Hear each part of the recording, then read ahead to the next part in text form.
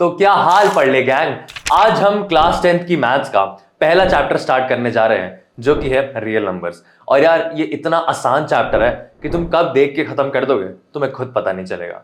यार इस चैप्टर में सिर्फ दो टाइप के क्वेश्चंस बनते हैं, एक एचसीएफ और एलसीएम निकालने के और दूसरा रूट टू को इरेशनल प्रूफ करने के। और यार तुम बच्चों को ना दिक्कत भी सिर्फ इन्हीं दो जगह पे आती है, तुम्हें क्वेश्चन देख के ये पता ही नहीं लग पाता कि कब एचसीएफ निकालना है और कब एलसीएम। और दूसरा ये जो proof that root two is equal to irrational का इतना बड़ा सा सोल्यूशन है ये तुम रटते रह जाते हो, ये तुम्हारे कभी समझ में ही नहीं आ पाता।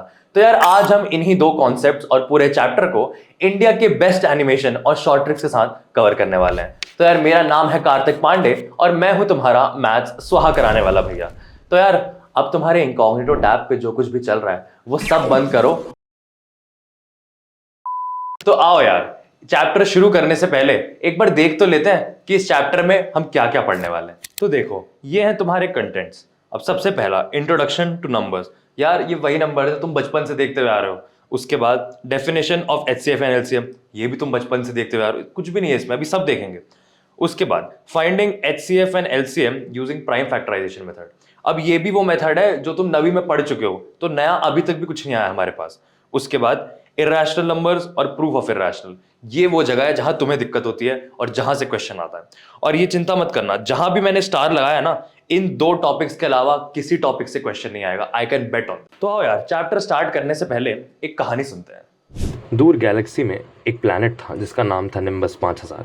वहाँ एक क्यूरियस हरे रंग का दिखने वाला एलियन रहता था। उस एलियन का बचपन से ही सपना था कि वो रियल नंबर्स और नंबर सिस्टम्स के बारे में जाने। अपने इसी सपने को पूरा करने के लिए वो अपनी स्पेसशिप में बैठा और निकल पड़ा अपने सपने की खोज में। सबसे पहले वो पहुंचा मिल्की वे गैलेक्सी। मिल्की वे गैलेक्सी में सैटर्न प्लैनेट के पास पहुंच के उसने उससे पूछा, क्या तुम मुझे नंबर सिस्टम के बारे में कुछ बता सकते हो? सैटर्न ने कहा, नहीं मैं कुछ नहीं बता सकता तुम्हें, मुझसे अगले प्लैनेट से पूछो। अब अगला प्लैनेट जो कि जुपिटर था, वो जुपिटर के पास परेशान मन से पहुंचा कि क्या तुम मुझे नंबर सिस्टम के बारे में कुछ पढ़ा सकते हो? जुपिटर ने भी उसे साफ मना कर दिया। पर जुपिटर ने उसे एक बात कही कि मेरे बगल के बगल वाला प्लैनेट जो कि अर्थ है, वहाँ पे एशिया कॉन्टिनेंट में इंडिया कंट्री में एक सिटी है जिस सिटी का नाम है पर्ले। वहाँ पे जाके तुम्हें तुम्हारे सारे सवालों का जवाब मिल जाएगा। अब अपना सपना पूरा होता देख वो जल्दी से अर्थ के पास आ गया। अर्थ के अंदर जाते ही उसने एशिया का कॉन्टिनेंट आइडेंटिफाई किया। उसके अंदर जाके उसने इंडिया की कंट्री आइडेंटिफाई करी और कंट्री के अंदर जाके उसने पर्ले शहर आइडेंटिफाई किया। जैसे ही वो पर्ले शहर में लैंड किया उसने देखा कि चारों तरफ बारिश हुई, बादल गरज रहे और हर तरफ अंधेरा छाया हुआ। उस पूरे अंधेरे में उसे सिर्फ दो बच्चे खेलते हुए दिखते हैं आपस में। तो अब भारी मन से वो उन दो बच्चों के पास जाता है और उनकी बातें सुनता है। Rain when rain when rain when rain when rain when rain when rain when rain when rain when rain. अब इन बच्चों की बात सुन वो एलियन और हताश हो गया, क्योंकि रेन वेन तो उसके सवाल का जवाब था ही नहीं, वो तो सिर्फ नंबर सिस्टम्स के बारे में जानने आया था। तभी दूर उसे पेड़ के नीचे एक समझदार आदमी खड़ा हुआ था। उसने सोचा अब बस यही आखिरी उम्मीद, अगर इसको नहीं पता होगा तो फिर शायद मैं कभी नंबर सिस्टम्स के बारे में नहीं जान पाऊँ। जैसे ही वो समझदार आदमी के पास पहुँचता है, वो समझदार आदमी उसे देखते ही बोलता है, तुम्हारे सारे सवालों का जवाब उस रेन वेन में छुपा हुआ है। आखिर क्या था वो रेन वेन, आइए जानते हैं। तो अभी जो तुमने सुना रेन वेन, आखिर है क्या ये रेन वेन? तो आओ इसी रेन वेन को समझते हैं। तो ये लिखा रेन वेन। अब सबसे इंपॉर्टेंट है इसमें आर और एन। इसके बाद हम हर ऑल्टरनेट नंबर या वर्ड को कैंसिल कर देंगे। अब हमारे पास बचता क्या है? आर जो कि स्टैंड करता है रैशनल नंबर्स के लिए, आई जो कि स्टैंड करता है इंटीजर्स के लिए, डब्ल्यू जो कि स्टैंड करता है होल नंबर्स के लिए, और एन, अब ये तो पता ही लग गया होगा, N stands for natural numbers. तो अब क्योंकि हमने हायरार्की देख ली तो अब आओ एक एक करके इन्हें समझना स्टार्ट करते हैं। सबसे पहले आते हैं नेचुरल नंबर्स। तो यार क्या होते क्या है नेचुरल नंबर्स? तो वो काउंटिंग नंबर्स, काउंटिंग बचपन से तुम काउंटिंग करते हुए आ रहे हो, 1 2 3 4, ये जो काउंटिंग नंबर्स हैं यही नंबर्स नेचुरल नंबर्स होते हैं। अब नेचुरल नंबर्स के बाद क्या आया? Whole number. तो अब अगर हम ये जीरो लेते हैं और इस जीरो को इन नेचुरल नंबर्स के साथ मिला देते हैं तो जो हमारे पास नंबर्स आएंगे वो आएंगे होल नंबर्स। तो नेचुरल नंबर्स क्या थे? 1 2 3 4, और होल नंबर्स क्या थे? 0 1 2 3 4। अच्छा ये तो बड़ा आसान था। तो अब अगले इस पे चलते हैं। अगला है हमारा इंटीजर्स। तो यार इंटीजर्स क्या होते हैं? इंटीजर्स भी वही काउंटिंग नंबर्स होते हैं जो अभी हम नेचुरल होल में देख के आए, बट फर्क क्या होता है? नेचुरल और होल नंबर्स सारे पॉजिटिव होते हैं, बट जब हम इंटीजर्स की बात करते हैं तो वो सारे नेगेटिव में भी चले जाते हैं। 0 1 2 3 4 5 ये है होल और नेचुरल नंबर्स। -1 -2 -3 -4 जब हम नेगेटिव में इंटीजर्स की बात करते हैं तो वो सारे हैं इंटीजर्स। तो एक बार जल्दी से समराइज करते हैं। 1 2 3 4 नेचुरल नंबर्स, 0 1 2 3 4 होल नंबर्स। उसके बाद जब हम इस सब के बाद नेगेटिव में भी जाना शुरू कर दिया हमने, -1 -2 -2 ये सब जो भी हैं ये सारे इंटीजर्स हैं। अब काम की बात क्या है, ये सर्कल तुम्हें यहां बना दिख रहा है, ये क्यों बनाया गया है यहां पे? ये इसीलिए बनाया गया है कि ये है होल नंबर का सर्कल और इसके अंदर है नेचुरल नंबर्स का सर्कल। ये सिग्निफाई कर रहा है इस बात को कि सारे नेचुरल नंबर्स होल नंबर्स के अंदर कंटेन्ड है। अब ये क्यों इंपॉर्टेंट है ये मैं तुम्हें आगे बताऊंगा। इसके बाद हम आए इंटीजर्स पे, जल्दी से खत्म करते हैं इसे। All counting numbers from 1 2 3 4 5 0 and their negatives -1 -2 -3 -4 are termed as integers. अच्छा, अब ये गोला फिर से आ गया यहाँ पे, क्या चाहता है ये? फिर से n नेचुरल नंबर, उसके बाहर एक और गोला होल नंबर, उसके बाहर एक और गोला विच इज इंटीजर्स। तो अब हम इन गोलों से क्या समझ रहे हैं कि सारे नेचुरल नंबर्स होल नंबर्स के अंदर कंटेन्ड है, सारे होल नंबर्स इंटीजर्स के अंदर कंटेन्ड है। अब मैंने तुम्हें बताया था कि हम आगे देखेंगे कि ये क्यों इंपॉर्टेंट है। इस पे जाने से पहले एक कैटेगरी ऑफ नंबर्स रह गया है जो कि बहुत इंपॉर्टेंट है और जहां मैक्सिमम बच्चे कंफ्यूज होते हैं, दैट इज रैशनल नंबर। तो अब एक बार रैशनल नंबर समझ लेते हैं। A number r is called a rational number if it can be written in the form p by q, where p and q are integers and q is not equal to 0। भैया समझ ही नहीं आया, कोई बात नहीं, मैं समझाता हूं। अब हम कोई भी रैंडम नंबर लेके स्टार्ट करो, 2 ले लो। 2, इसने डेफिनेशन में हमसे क्या बोला कि number should be expressed in the form of p by q, where p and q are integers and q is not equal to 0। तो यार 2 को हम बचपन से ही 2/1 लिखते हुए आ रहे हैं। अब इसमें 2p हो गया, 1q हो गया, where p and q are integers. अब हमें चेक करेंगे कि क्या p और q इंटीजर्स हैं। क्या 2 इंटीजर है? बिल्कुल है। क्या 1 इंटीजर है? भाई बिल्कुल 1 भी इंटीजर है। And q is not equal to 0। तो q की जगह पे हमने क्या दिया है? 1। अब ये तो नहीं है 0 के बराबर, तो 2 हमारा रैशनल नंबर है। अब कोई और नंबर ले लो, जैसे फॉर एग्जाम्पल 2.5। अच्छा, अब 2.5 रैशनल नंबर है कि नहीं ये कैसे पता लगेगा? तो यार 2.5 को तुम्हें याद होगा हम बचपन से 25/10 लिखते हुए आ रहे हैं, ये तो याद ही होगा। एक पॉइंट हटाया, नीचे 10 लगा दिया। 25/10 इसको काट पीट के हम 5/2 लिख देते हैं। अब हम अपने आप से फिर से वही सवाल पूछेंगे कि क्या ये p और ये q, क्या p और q इंटीजर्स हैं? 5 भी इंटीजर है, 2 भी इंटीजर है। और क्या q नॉट इक्वल टू 0 है? यहां पे q 2 के बराबर है। एंड क्या 2 नॉट इक्वल टू 0 है? बिल्कुल है। तो 2 5/2 भी हमारा जो नंबर है विच वॉज 2.5, ये भी रैशनल नंबर है। अच्छा, तो अब ऐसे हम बहुत सारे एग्जांपल दे सकते हैं पर फिर उसमें रात हो जाएगी। तो मैं तुम्हें एक बहुत आसान सी ट्रिक बताता हूं यहाँ पे कि जितने भी डेसिमल नंबर्स हैं, ये मैं यहां लिख रहा हूं, जितने भी डेसिमल नंबर्स हैं प्लस फ्रैक्शंस, ये सारे तुम्हारे रैशनल नंबर्स के अंदर कवर होते हैं। तो अब अगर कभी तुम्हें ऐसा क्वेश्चन मिले कि क्या 1325 डिवाइडेड बाय 1714 क्या ये एक रैशनल नंबर है? तो बिल्कुल है। क्या 3.1112 डॉट डॉट डॉट ऐसा कुछ ये रैशनल नंबर है? तो बिल्कुल ये भी रैशनल नंबर है। तो रैशनल के बाद क्या बचता है? Irrational numbers. तो यार ये इररैशनल नंबर्स क्या होता है? यार ये देखा है तुमने कभी? ये √2 क्या होता है? ये इस √2 को ही इररैशनल नंबर बोलते हैं। अब यार जब तुम कभी भी रूट के अंदर कोई भी नंबर देखो, √2 √3 √5 √7, ये सारे इररैशनल नंबर्स हैं। बट एक बच्चे ने बोला भैया आपने √4 तो बोला ही नहीं। अब √4 इररैशनल नंबर है या नहीं? अब खुद बताओ। अब जिन भी बच्चों ने हाँ बोला वो सब गलत है, क्योंकि √4 इज द स्क्वायर ऑफ 2। तो जब भी तुम √4 लिखोगे इसका मतलब तुम नंबर 2 की बात कर रहे हो। और 2 क्या था? 2 तो हमारा नेचुरल नंबर था, 2 हमारा होल नंबर भी था, 2 हमारा इंटीजर भी था। तो ये तो इररैशनल हो ही नहीं सकता। तो ये बात ध्यान रखना, जब भी अंडर रूट के अंदर एक परफेक्ट स्क्वायर नंबर होगा वो कभी भी इररैशनल नहीं होगा। तो इररैशनल क्या है? √2 √3 √5 √7 चलते चलो। तो अब इसकी डेफिनेशन देख लेते हैं। इररैशनल की डेफिनेशन ये लिखी है बड़ी सी, a number which can not be expressed in the form of p by q, where p and q are integers and q is not equal to 0। तो भैया ये डेफिनेशन से कैसे रिलेट हुआ? अब देखो ये नंबर है √2, इसकी वैल्यू क्या है एक्चुअल में? ये इतनी बड़ी देख पा रहे हो? ये है √2 की एक्चुअल वैल्यू। अब इसको तुम p by q के फॉर्म में कभी नहीं लिख पाओगे, where p and q are integers and q is not equal to 0। So the thing is कि हम इसी √2 को इररैशनल नंबर बोलते हैं। तो अब हम BKL को देखते हैं। BKL, भैया BKL क्या है? बहुत ही कम दिमाग के लड़के और लड़कियां होंगे जो इस पे ध्यान नहीं देंगे। तो आओ समझते हैं। अभी हमने इसी बारे में बात करी कि रैशनल इरैशनल के बीच में क्या हो रहा है ये हमें नहीं पता, तो यही बताना चाह रहा है तुम्हें। Rational number plus irrational number is irrational number always, rational number minus irrational number is irrational always, non zero rational into irrational is equal to irrational. अब सोचने वाली बात है कि नॉन जीरो रैशनल क्यों लिखा उसने, उसने सिर्फ रैशनल ही क्यों नहीं लिख दिया। तो ध्यान से सुनो, अगर मैं जीरो को किसी इर्रेशनल नंबर से मल्टीप्लाई कर दूंगा तो आंसर जीरो ही आ जाएगा, विच इज अ रैशनल नंबर। तो दैट इज वाई यहां पे नॉन जीरो रैशनल लिखा गया है। और फिर से non zero rational divided by irrational is equal to irrational. भैया डिवीजन में नॉन जीरो क्यों लिखा, वो इसलिए लिखा क्योंकि अगर तुमने गलती से भी जीरो से डिवाइड कर दिया तो पूरी डिवीजन ही अनडिफाइंड हो जाएगी। ठीक है, तो ये था तुम्हारा बीकेएल। इसके बाद आओ एक क्वेश्चन देखते हैं। ये question CBSE sample question paper 2024 में आ रखा है, तो बड़ा आसान सा क्वेश्चन है यार। देखो जरा क्या कह रहा है। The smallest irrational number by which √20 should be multiplied so as to get a rational number. मतलब ये कह रहा है कि √20 को मैं किससे मल्टीप्लाई करूं कि ये रैशनल नंबर बन जाए, into x.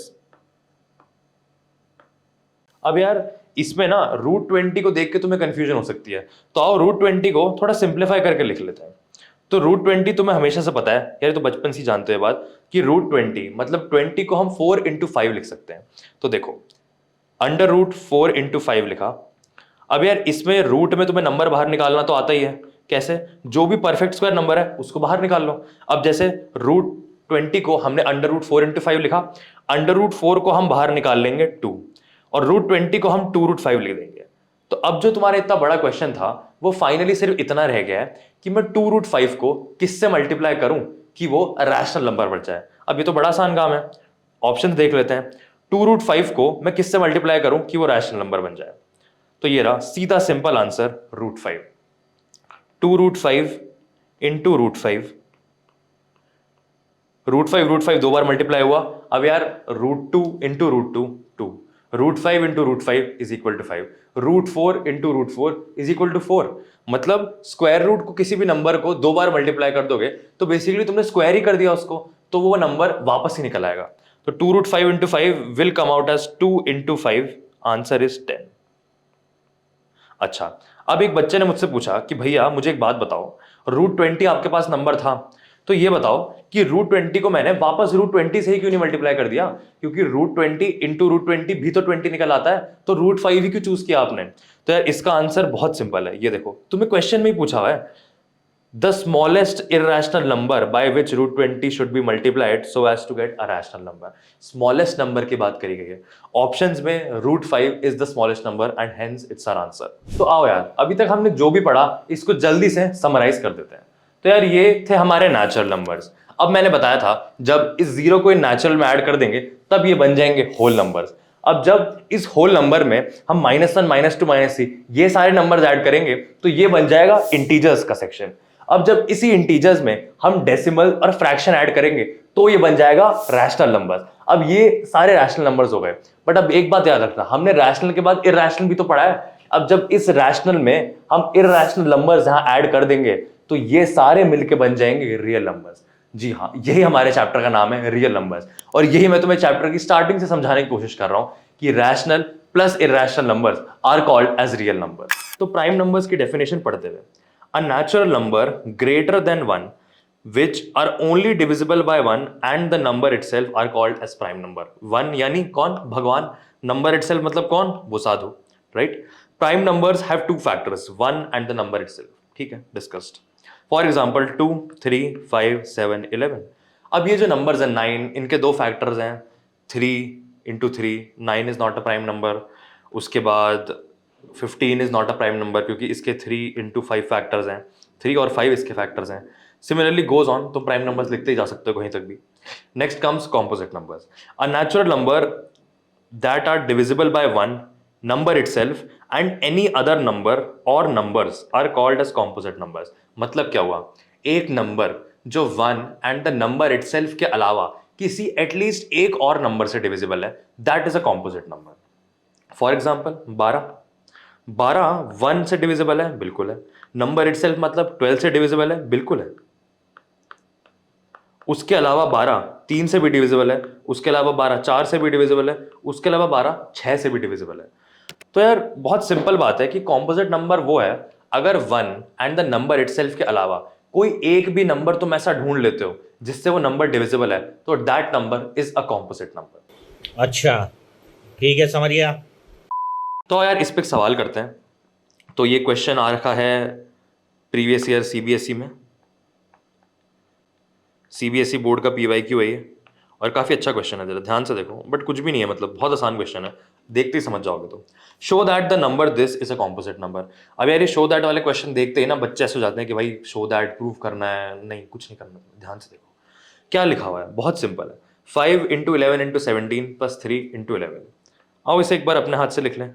5 into 11 into 17 plus 3 into 11। अब यार एक चीज तुम्हें दिख रही होगी कि 11 इधर भी है इधर भी है। अब नाइन्थ में फैक्टराइजेशन में याद करो कि जब भी कोई चीज हमें कॉमन दिखती थी हम क्या करते थे, उसे ब्रैकेट के बाहर निकाल लेते थे। सेम करना है, ये निकाला मैंने 11 ब्रैकेट के बाहर, क्या आया 5 इंटू 17 प्लस 3। तो अब ये बताओ show that the number is a composite number. अब हमने स्टार्टिंग में क्या किया, इस नंबर को n मान लिया। n नंबर हमने बोला कि जो n नंबर है वो दिया हुआ है 5 इंटू 11 इंटू 17 प्लस 3 इंटू 11। ठीक है, अब लेटली हमने क्या करा, 11 n में से खींच के बाहर निकाल लिया। तो अब n क्या बन गया, n बन गया 11 इंटू 5 इंटू 17 प्लस 3। तो अब इसको सॉल्व करो जरा, 5 इंटू 17 क्या होता है, 17 5 जा 85 प्लस 3 इज 88। तो 11 इंटू 88 बन गया हमारा n। 11 इंटू 88 बन गया हमारा n। अब मुझे ये बताओ कि प्राइम नंबर क्या होता था, प्राइम नंबर के तो दो ही फैक्टर होते थे, 1 and the number itself. Composite number होता था वो जिसको हम बहुत सारे फैक्टर्स के फॉर्म में लिख पाते थे। तो यार अगर सोचो, ध्यान से सोचो, अगर n प्राइम नंबर होता तो हम n को क्या लिख पाते, 1 इंटू n बस। 1 और n के अलावा अगर कोई भी नंबर हमें दिख रहा है n को लिखते हुए, तो इसका मतलब क्या है, n is not a prime number. और अगर हम इसको प्राइम फैक्टर्स में तोड़ें तो ध्यान से देखो, 11 इंटू 11 इंटू 2 की पावर 3, ये है प्राइम फैक्टराइजेशन n की। और n की प्राइम फैक्टराइजेशन में जैसे ही तुम्हें 1 और n के अलावा कोई सा भी नंबर मिल गया, that means n is a composite number, n prime नहीं है, n is a composite number. क्यों, क्योंकि हमने n को दो नंबर्स के प्रोडक्ट के फॉर्म में लिख दिया। अब जब मैंने उसको दो नंबर के प्रोडक्ट के फॉर्म में लिख दिया तो इसका मतलब यही है कि 1 एंड द नंबर इटसेल्फ के अलावा भी उसके दो फैक्टर्स एग्जिस्ट कर रहे हैं। तो यार ये बहुत सिंपल सा क्वेश्चन था, आओ आगे बढ़ते हैं। So guys, next up in the list is fundamental theorem of arithmetic। और यार ये जितना लंबा और गंदा नाम है ना, एक्चुअल में इसमें कुछ भी नहीं है। तो आओ देखते हैं फंडामेंटल थ्योरम ऑफ अरिथमेटिक की स्टेटमेंट क्या कहता है। Every composite number can be expressed as a product of primes and this expression is unique. इसको हम बाद में समझेंगे, apart from the order in which they appear. तो यार ये कहना क्या चाह रहा था, आओ समझते हैं। अब हम दो नंबर लेते हैं, एक 6 और एक 10, इनकी प्राइम फैक्टराइजेशन कर देते हैं। 6 की 2 इंटू 3, 10 की 2 इंटू 5। अब फिर से डेफिनेशन पे चलते हैं।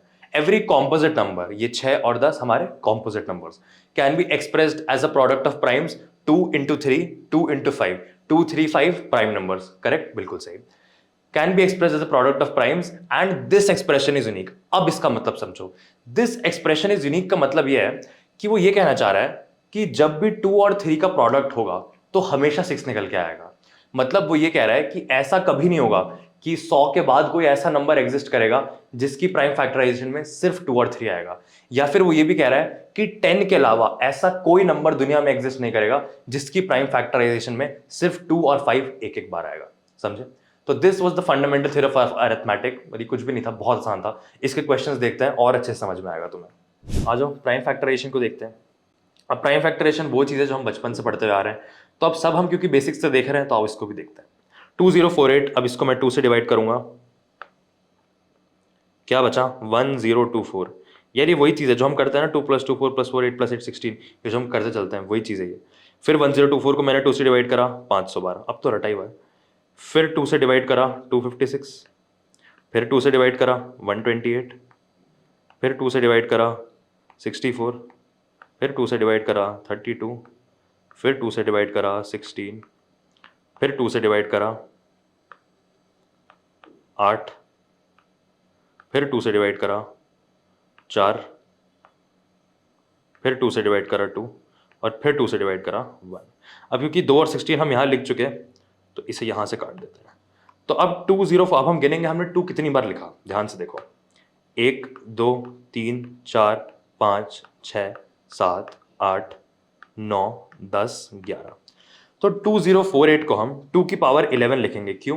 क्योंकि 2 को मैं 2 से एक बार मल्टीप्लाई करता हूँ, 2 into 2 is 2 square, 2 into 2 into 2 3 bar 2 cube, 2 into 2 into 2 cube 10 बार 2 की पावर 10। यहाँ 11 बार मल्टीप्लाई हो रहा है तो 2048 इज 2 की पावर 11। चलिए एक बार हो रखा है, मैंने तुम्हें फिर भी दिखा दिया करके, इन केस भी किसी को डाउट हो तो 2048 इज 2 की पावर 11। और अब मैं इसको रब कर रहा हूँ बिकॉज दिस नो पॉइंट, लिख ही रखा है एक बार ऑलरेडी हमने। आ जाओ अगला 2431। अब इसको हम ध्यान से समझते हैं कि 2431 की प्राइम फैक्टर वैसे तो मैंने लिख रखी है बट मैं तुम्हें समझाता हूँ एक बार कैसे खुद से देखा जाता है। ये लिखा है 2431, इसकी प्राइम फैक्टराइजेशन शुरू करते हैं। अब यार डिविजिबिलिटी रूल बाय 3 क्या होता है कि अगर नंबर्स का सम 3 से डिविजिबल आ रहा है तो वो नंबर 3 से डिविजिबल होता है। अब इसके नंबर्स का सम चेक करते हैं जरा। 2 + 4 is 6, 6 + 3 is 9 एंड 1 + 1 is 10। तो यार 10 इज नॉट डिविजिबल बाय 3, तो मतलब क्लियरली ये नंबर 3 से डिविजिबल नहीं है।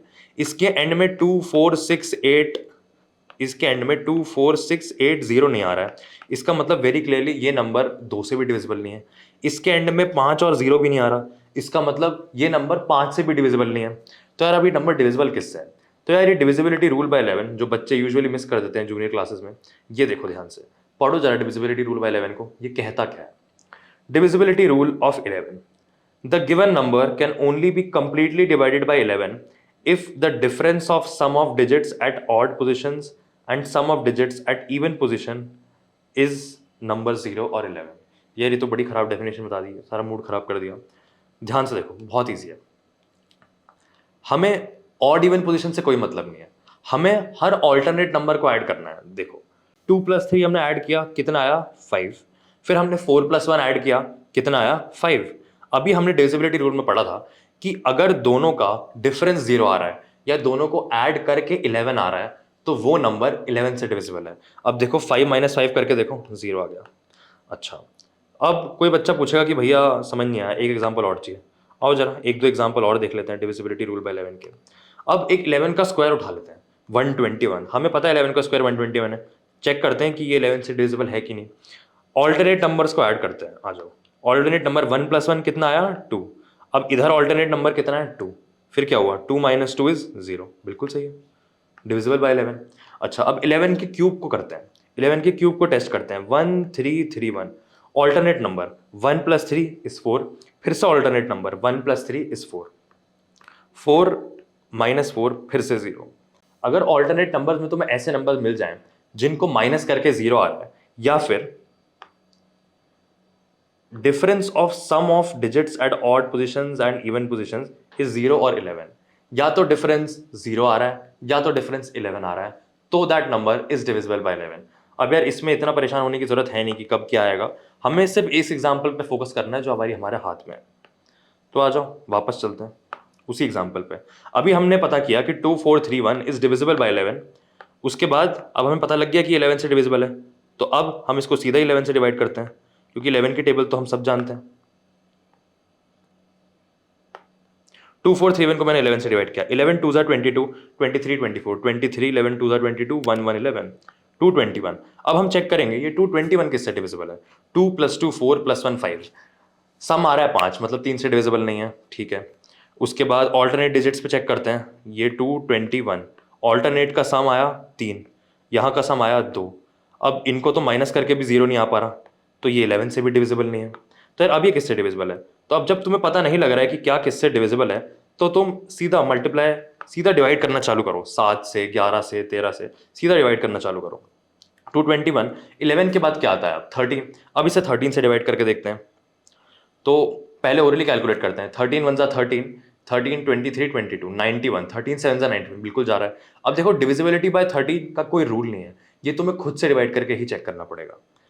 तो अब हमने 13 से डिवाइड किया, 13 1 = 13, 23 22 91, 13 7 = 91। अब यार यहाँ पे डिवाइड करते ही ना एक चमत्कार होता है। चमत्कार ये होता है कि जो क्वेश्चन आता है वो खुद ही में एक प्राइम नंबर निकल के आता है। तो अब तुम्हें इस 17 पे अपना दिमाग खराब करने की जरूरत नहीं है कि ये किससे डिविजिबल है, ये खुद ही प्राइम नंबर निकल के आ गया। तो 17 को 17 से डिवाइड करो एंड 1, ये प्राइम फैक्टराइजेशन है 2431 की। तो 2431 को हमने एक बार 11, एक बार 13 और एक बार 17 से डिवाइड करके निकाला। Hence the prime factorisation of 2431 is 11 into 13 into 17। अब ये लिखा हुआ था इसलिए मैंने दोबारा लिखा तुम्हें दिखाने के लिए, तो इसको यहाँ रख के कोई पॉइंट नहीं है। तो अब हम अगले क्वेश्चन पे बढ़ते हैं। अच्छा, अब एक बड़ी इंपॉर्टेंट चीज़ है यार, कुछ बच्चे ये सोचेंगे, एक और एग्जांपल है 2100। अब कुछ बच्चों के दिमाग में यार ये आता है, शैतानी दिमाग होता है उन बच्चों का, वो ये सोचते हैं कि भाई देखो 2 जीरो दिख गए मतलब 10 से तो डिविजिबल है। बिल्कुल सही बात है, ये करा मैंने 10 से डिवाइड, ये मेरा आया 210, फिर से मुझे 10 दिखा, मैंने फिर से 10 से डिवाइड कर दिया 21, 21 के बाद मैंने फिर से 21 से डिवाइड कर दिया और यहाँ पे आ गया 1, निकल गई प्राइम फैक्टराइजेशन। ये बिल्कुल ही गलत है। अब यार इसमें गलत ये है, गलत इसमें सिर्फ ये चीज़ है कि ये जो तुमने जिससे भी डिवाइड किया है ना, ये 10, 10, 21, ये प्राइम नंबर्स नहीं है। प्राइम फैक्टराइजेशन में हमें स्ट्रिक्टली प्राइम नंबर से डिवाइड करना है। ये जो तुम ऊपर देख रहे हो ना 2, ये यहाँ देखो जरा, सब 2 से डिवाइड करें। 2 क्या है, प्राइम नंबर है, इसलिए डिवाइड करें। ये 11, 13, 17 ये सब प्राइम नंबर्स हैं, इसलिए इनसे डिवाइड किया जाता है। भाई आपका नॉलेज तो कमाल का है भाई का। So guys, next up in the list is highest common factor, HCF, जो तुम्हारा फेवरेट टॉपिक है जैसा कि सब जानते हैं। तो यार क्या होता है HCF, तो ध्यान से समझने की कोशिश करते हैं। यार HCF में ना नाम में ही अपने सब कुछ समझा रखा है, हाईएस्ट कॉमन फैक्टर। अब इसको थोड़ा सा स्प्लिट करते हैं, हाईएस्ट और कॉमन फैक्टर। तो इससे हमें क्या समझ में आता है, वो कॉमन फैक्टर जो हाईएस्ट है। भैया ये तो सेंस ही नहीं बनाया। तो अब ध्यान से सुनो, 2 नंबर्स हैं और ये इनके प्राइम फैक्टर्स हैं। तो वो हाईएस्ट प्राइम फैक्टर जो दोनों नंबर की प्राइम फैक्टराइजेशन में कॉमन है, या जो हाईएस्ट फैक्टर जो दोनों नंबर की फैक्टर लिस्ट में कॉमन है, दैट इज द HCF। अब एग्जांपल समझो, एक नंबर है हमारे पास 4 और एक नंबर है हमारे पास 12। अब हमने नीचे लिखे 4 के फैक्टर्स। 4 के फैक्टर्स क्या हैं, 1, 2, 4। 12 के फैक्टर्स क्या हैं, 1, 2, 3, 4, 6 और 12। ये है 12 के फैक्टर्स। अब हम एक एक करके चेक करते हैं कि क्या ये नंबर हाईएस्ट कॉमन फैक्टर है। अब 1 से बात करते हैं। सबसे पहले आता है हाईएस्ट कॉमन फैक्टर। तो पहले तो हम कॉमन चेक कर लेंगे, क्योंकि जो कॉमन ही नहीं है वो HCF हो ही नहीं सकता। 1 को चेक करेंगे अब हम, क्या 1 इसमें कॉमन है, बिल्कुल कॉमन है। बट क्या 1 वो हाईएस्ट फैक्टर है जो दोनों में प्रेजेंट है, नहीं, क्योंकि यहाँ पे 2 भी प्रेजेंट है और 2 भी इधर प्रेजेंट है।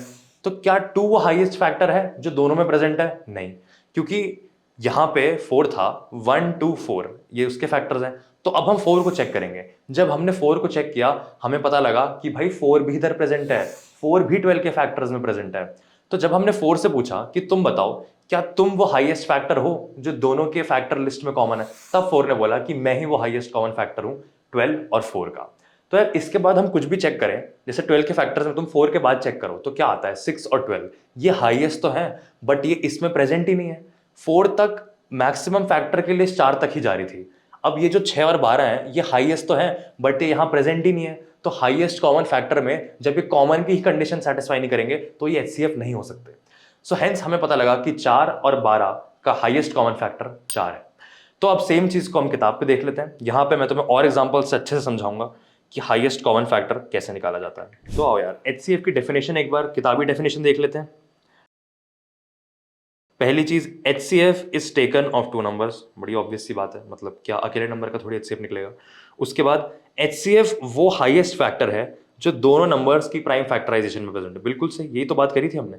एक से चेक किया था इधर प्रेजेंट है, प्रेजेंट है। फिर हमने उससे पूछा क्या तू हाईएस्ट है, उसने बोला नहीं मैं नहीं, 2 हाईएस्ट है। फिर 2 से पूछा क्या तू हाईएस्ट है, उसने बोला नहीं मैं नहीं, 4 हाईएस्ट है। तो ऐसे करके हम चल रहे हैं।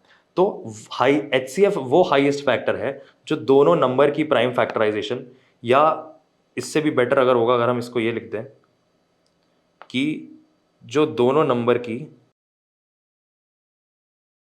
फैक्टर लिस्ट में प्रेजेंट है। अब हम इस पे एग्जांपल्स देखते हैं। ये ऑलरेडी सॉल्व एग्जांपल्स हैं, तुम्हें सिर्फ देख के ऑब्जर्व करना है कि कैसे HCF निकाला जाता है। ये रहा 256, ये इस पे ये जो प्राइम फैक्टर्स निकालना, ये प्राइम फैक्टराइजेशन लिख दी हमने इसकी। इसके बाद ये हैं फैक्टर्स 1, 2, 4, 8, 16, 32, 64, 128, 256। ये हैं 256 के फैक्टर्स। अब देखो क्योंकि HCF 2 नंबर्स का निकलता है तो हमें एक और नंबर भी चाहिए, 256 और 96। ये लिख दिया हमने 96 के फैक्टर्स, 1, 2, 3, 4, 6, 8, 12, 24, 32, 48, 96। अब हम फिर वही काम करेंगे जो यहाँ कर रहे थे। हम वन से पूछेंगे, वन मुझे एक बात बताओ, क्या तुम वो हाईएस्ट फैक्टर हो जो दोनों नंबर की प्राइम फैक्टराइजेशन में प्रेजेंट है? वन ने बोला मैं दोनों में प्रेजेंट तो हूं, लेकिन मेरे से बड़ा एक टू भी एग्जिस्ट करता है जो बोथ 256 में भी प्रेजेंट है और 96 में भी प्रेजेंट है। फिर हमने दो से पूछा, दो क्या तुम वो हाईएस्ट फैक्टर हो जो दोनों नंबर की प्राइम फैक्टराइजेशन में प्रेजेंट है? टू ने बोला मैं दोनों में प्रेजेंट तो हूं, लेकिन मेरे से भी बड़ा एक नंबर है जो कि 4 है, जो दोनों की प्राइम फैक्टराइजेशन में प्रेजेंट है। सेम काम हमने 4 के साथ किया, उससे पूछा, हम परेशान कर रहे हैं सबको पूछ पूछ के। 4 ने बोला मेरे से बड़ा 8 है जो दोनों की प्राइम फैक्टराइजेशन प्रेजेंट है। फिर हम उठ के पहुंच गए 8 के पास, 8 को परेशान कर रहे हैं अब हम कि सुन सुन बता बता कि क्या तू वो हाईएस्ट नंबर है जो दोनों की प्राइम फैक्टराइजेशन प्रेजेंट है? 8 ने बोला भाई देखो मैं हूं तो दोनों में प्रेजेंट, बट मैं हाईएस्ट नहीं हूं, मेरे से भी बड़ा एक नंबर है 16 जो दोनों की प्राइम फैक्टराइजेशन में प्रेजेंट है। अब फिर हम 16 को परेशान करना चालू कर गए कि यार ये बता तू भी दोनों की प्राइम फैक्टराइजेशन में प्रेजेंट है, क्या तू हाईएस्ट नंबर है? 16 ने बोला यार बात तो तुम सही कर रहे हो, मैं प्रेजेंट तो दोनों में हूं, बट मेरे से भी बड़ा एक नंबर 32 है। अब तक तो हम सबको परेशान कर चुके हैं, ठीक है, सबको ही परेशान कर दिया, सब लोग हमसे परेशान है, हम पूछ पूछ के सबको परेशान कर दिया हमने। अब हम 32 पे आए, हमने 32 से पूछा क्या तुम वो हाईएस्ट नंबर हो जो दोनों की प्राइम फैक्टराइजेशन प्रेजेंट है? 32 ने बोला यार ये देखो मैं दोनों में प्रेजेंट तो हूं, बट मेरे से बड़ा ऐसा और कोई नंबर नहीं है जो दोनों की प्राइम फैक्टराइजेशन प्रेजेंट है। Hence 32 is the HCF of 96 and 256। अब कुछ बच्चों के दिमाग में एक चीज आ रही है, मुझे पता लग जाता है तुम्हारे दिमाग से, कि यार ये बताओ 64 भी तो हाईएस्ट फैक्टर है, बट ये देखो एचसीएफ में 64 इधर है बट 64 इधर नहीं है, तो एचसीएफ में अगर कोई चीज कॉमन ही नहीं है तो एचसीएफ कैसे हो सकती है? सेम एक बच्चे की आवाज आई कि 128 256 को क्यों नहीं कंसिडर किया?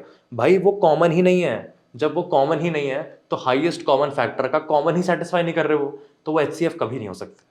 Hence HCF of 256 and 96 is 32। यहाँ हमने एक और एग्जांपल ले दिया है, देखो ये सेम ही चीज है। अब एग्जांपल्स हैं 256 और 729। ये रहे 256 के फैक्टर्स, ये रहे 729 के फैक्टर। एक से शुरू करके सारे फैक्टर्स को हमने परेशान करके पूछ के लिख दिया उनका एचसीएफ। बट यहाँ हमें एक बहुत इंटरेस्टिंग बात पता चली कि वन के अलावा ऐसा कोई फैक्टर ही नहीं है जो दोनों में कॉमन है।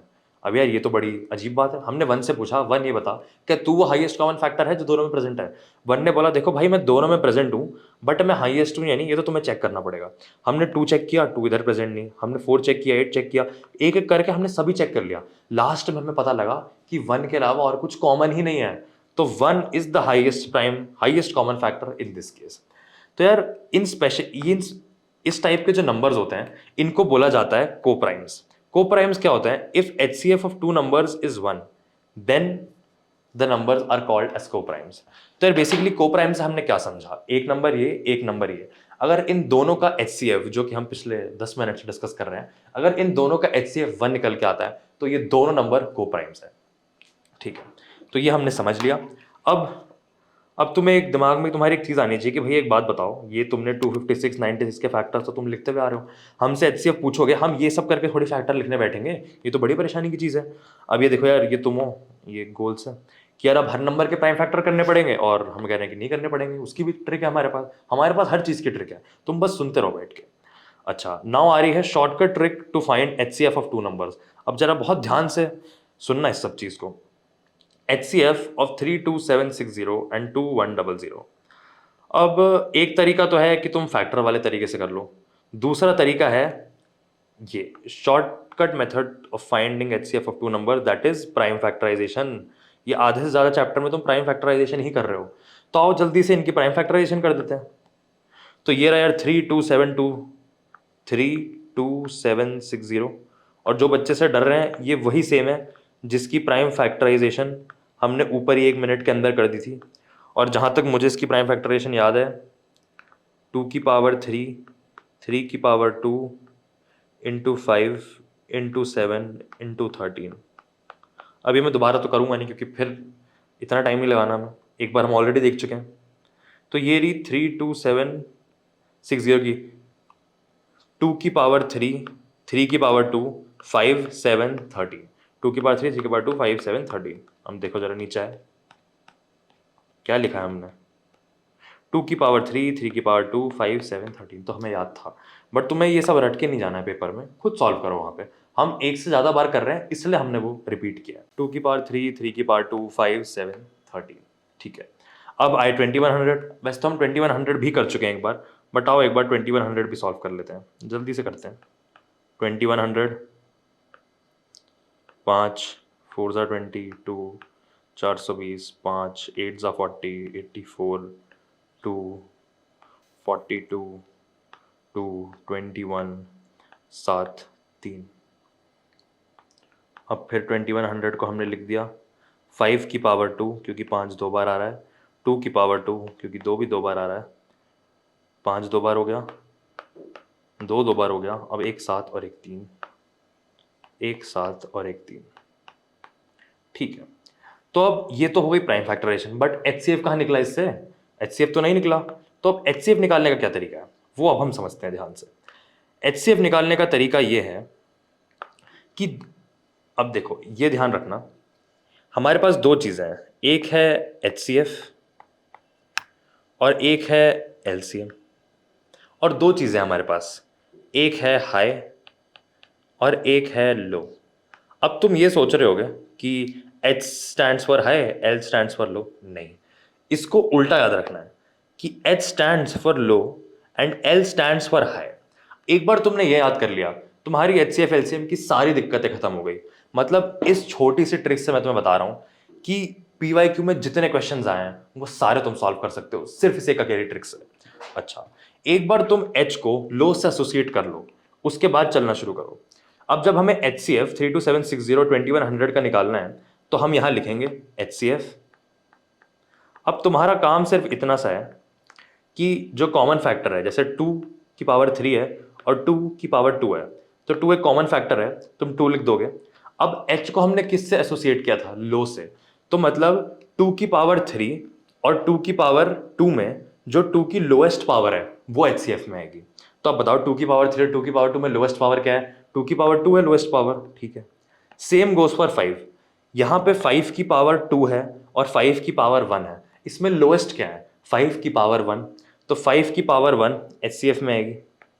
अच्छा, सेम अब हम चलेंगे 7 में, 7 की पावर 1 ऊपर में और नीचे भी 7 की पावर 1 है। अब जब दोनों ही सेम है तो लोएस्ट भी वही होगा, 7 की पावर 1 एज इट इज उतर जाएगा प्राइम फैक्टराइजेशन में। अच्छा, अब एक बच्चे ने मुझसे पूछा कि भैया ये बताओ 13 का क्या करेंगे? 13 तो है ही नहीं नीचे। तो हम बोलेंगे यार कि जो हाईएस्ट कॉमन फैक्टर का मतलब क्या था? कॉमन। तो जब 13 कॉमन ही नहीं है तो हमें 13 के बारे में चिंता भी करने की जरूरत नहीं है। जो चीज़ कॉमन नहीं है उसकी चिंता हम नहीं करेंगे यहाँ पे। तो 2 कॉमन था, 2 की लोएस्ट पावर लिख दी, 5 कॉमन था, 5 की लोएस्ट पावर लिख दी, 7 कॉमन था, 7 की लोएस्ट पावर लिख दी, बस यही है तुम्हारा HCF।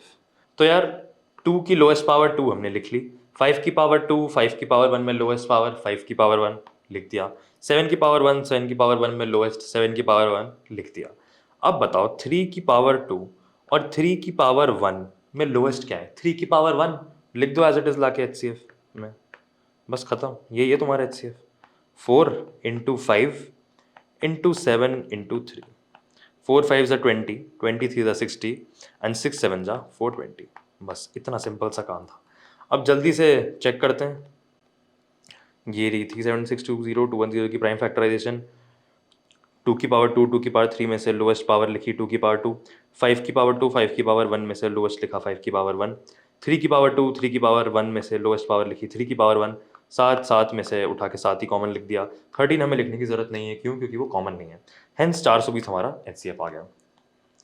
अब ये देखो फैक्टर का मेथड, जो हम ऊपर फैक्टर लिख लिख के कर रहे हैं, ये देख रहे हो, ये रात हो जाएगी तुम्हें सारे फैक्टर भी नहीं निकाल पाओगे, इतने सारे फैक्टर्स हैं इसमें। ये देखो जरा कितने सारे फैक्टर। तो ये नहीं करना है तुम्हें शॉर्ट ट्रिक यूज करनी है। सीधा प्राइम फैक्टराइजेशन लिखो। H मतलब क्या? लो। याद रखना ये फिर से, H मतलब क्या? लो। बस ये याद रखो। प्राइम फैक्टराइजेशन की लोएस्ट पावर लिखते चलो, HCF निकालते चलो, खत्म।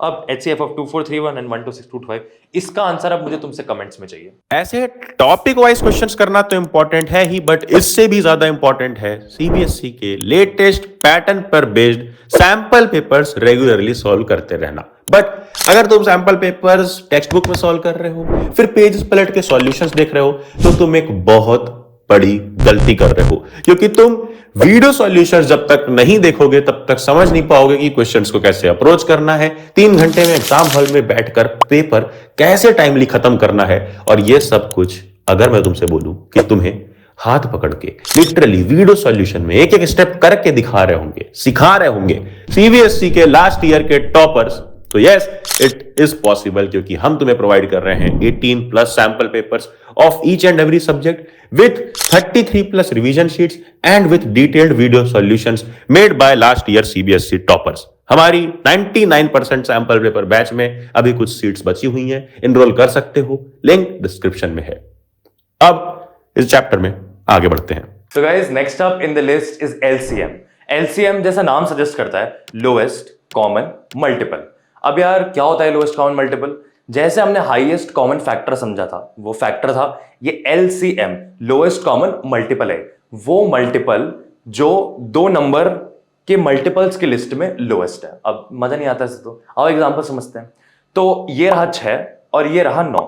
अब मल्टीपल्स कैसे निकलेंगे यार? तुम्हें याद है मल्टीपल्स के लिए हमने बताया था कि हम टेबल लिखना चालू कर देते हैं। 6 को 1 से मल्टीप्लाई, 6 को 2 से मल्टीप्लाई, 6 को 3 से मल्टीप्लाई करते करते करते करते जो भी हम लिख रहे हैं वो सब टेबल्स है। 9 को भी 1 से 2 से, मतलब हम टेबल लिखना स्टार्ट कर रहे हैं बेसिकली। अच्छा तो स्टार्ट करते हैं। 6 1 6, 6 2 12, 6 3 18, 6 4 24, 6 5 30, चलते गए। 9 1 9, 9 2 18, 9 3 27, 9 4 36, चलते गए। अब एलसीएम की डेफिनेशन क्या कहती है? वो मल्टीपल जो लोएस्ट है और कॉमन है। इसे अगर आसान शब्दों में समझे तो एलसीएम को तुम ये कह सकते हो कि इज इक्वल्स टू के बाद वो नंबर जो दोनों तरफ सबसे पहले रिपीट हो रहा है, दैट इज द एलसीएम। आओ स्टार्ट करते हैं, 6 से शुरू करते हैं। 6 1 इज इक्वल्स टू के बाद क्या है? 6। अब हम 6 से पूछेंगे क्या तुम एलसीएम हो? 6 बोलेगा मैं एलसीएम तब होऊंगा जब मैं 9 की टेबल में राइट हैंड साइड में तुम्हें दिख जाऊंगा। अभी तो स्टार्ट ही 9 से हो रहा है, अभी तो बड़ा ही बढ़ेगा इससे आगे, छोटा तो नहीं होगा, तो 6 तो नहीं हो सकता। अब हम पूछेंगे 12 से कि 12 तुम एलसीएम हो गया? 12 बोलेगा कि मुझे राइट हैंड साइड में चेक करो कि भाई क्या मैं 9 की टेबल में भी आ रहा हूं। तो 12 9 की टेबल में आ रहा है, चेक करो जरा। नहीं आ रहा 9 की टेबल में। अच्छा अब 6 3 18। अब हमने 18 से पूछा क्या तुम एलसीएम हो? 18 ने कहा कि भाई एलसीएम मैं हूं नहीं, ये पता नहीं, ये तो तुम ही चेक करोगे। मुझे बस इतना पता है कि मैं एलसीएम सिर्फ तब हूं अगर मैं 9 की टेबल में भी राइट हैंड साइड में आ रहा हूं। तो अच्छा यहां 18 है, यहां हमने चेक करा 9 1 9, 9 2 18, मिल गया 18 हमें। तो एलसीएम के डेफिनेशन के हिसाब से वो मल्टीपल जो लोएस्ट था और कॉमन था। तो 18 वो मल्टीपल है जो दोनों में कॉमन है और लोएस्ट भी है। अब इसे ऐसे और समझ सकते हो कि एक बच्चे की मुझे आवाज आई कि भैया ये बात बताओ, 18 तो तुमने बोल दिया बट मुझे तो ये 9 6 9 54 और 9 6 54 भी दिख रहा है यहाँ पे, ये क्यों नहीं है एलसीएम? क्योंकि भाई कॉमन तो ये भी है। तो यार एलसीएम ध्यान से सोचो एक बार, लोएस्ट कॉमन मल्टीपल, ये जो भी तुम्हें लिखे हुए दिख रहे हैं 6 12 18 सारे मल्टीपल्स हैं। 9 2 9 9 9 2 18, 9 27, ये भी सारे मल्टीपल्स हैं। बट हमें वो मल्टीपल चाहिए जो कॉमन है और लोएस्ट है। अब देखो 18 कॉमन मल्टीपल था, 18 कॉमन मल्टीपल था, 54 भी कॉमन मल्टीपल है और यहां भी 54 कॉमन मल्टीपल है। बट इन दोनों कॉमन मल्टीपल्स 18 और 54 में से हमें कौन सा कॉमन मल्टीपल चाहिए? लोएस्ट कॉमन मल्टीपल चाहिए। तो यार अब मैं पूछूं 18 और 54 में से लोएस्ट कौन सा है, तो ये तो मजाक वाली बात हो गई, सब बता दोगे 18 is the lowest common multiple. ठीक है, और एग्जांपल्स देखते हैं और क्वेश्चन से और बेटर समझते हैं इस टॉपिक को। तो आओ क्वेश्चन देखते हैं। क्वेश्चन से पहले बीकेएल, भैया बीकेएल क्या होता है? बीकेएल मतलब बहुत ही कम दिमाग के लड़के और लड़कियां होंगे जो इस टॉपिक को मिस करेंगे। वैसे तो यार ये एनसीईआरटी में थोड़ा अनसर्टेन सा है, बट इस पे तुम्हें बोर्ड एग्जाम में क्वेश्चन मिला हुआ है, प्रीवियस ईयर में इस पे क्वेश्चन आया इसलिए करा दिया जा रहा है। तो करने में कोई नुकसान नहीं है, सिर्फ एक लाइन की चीज है, बहुत आसान है।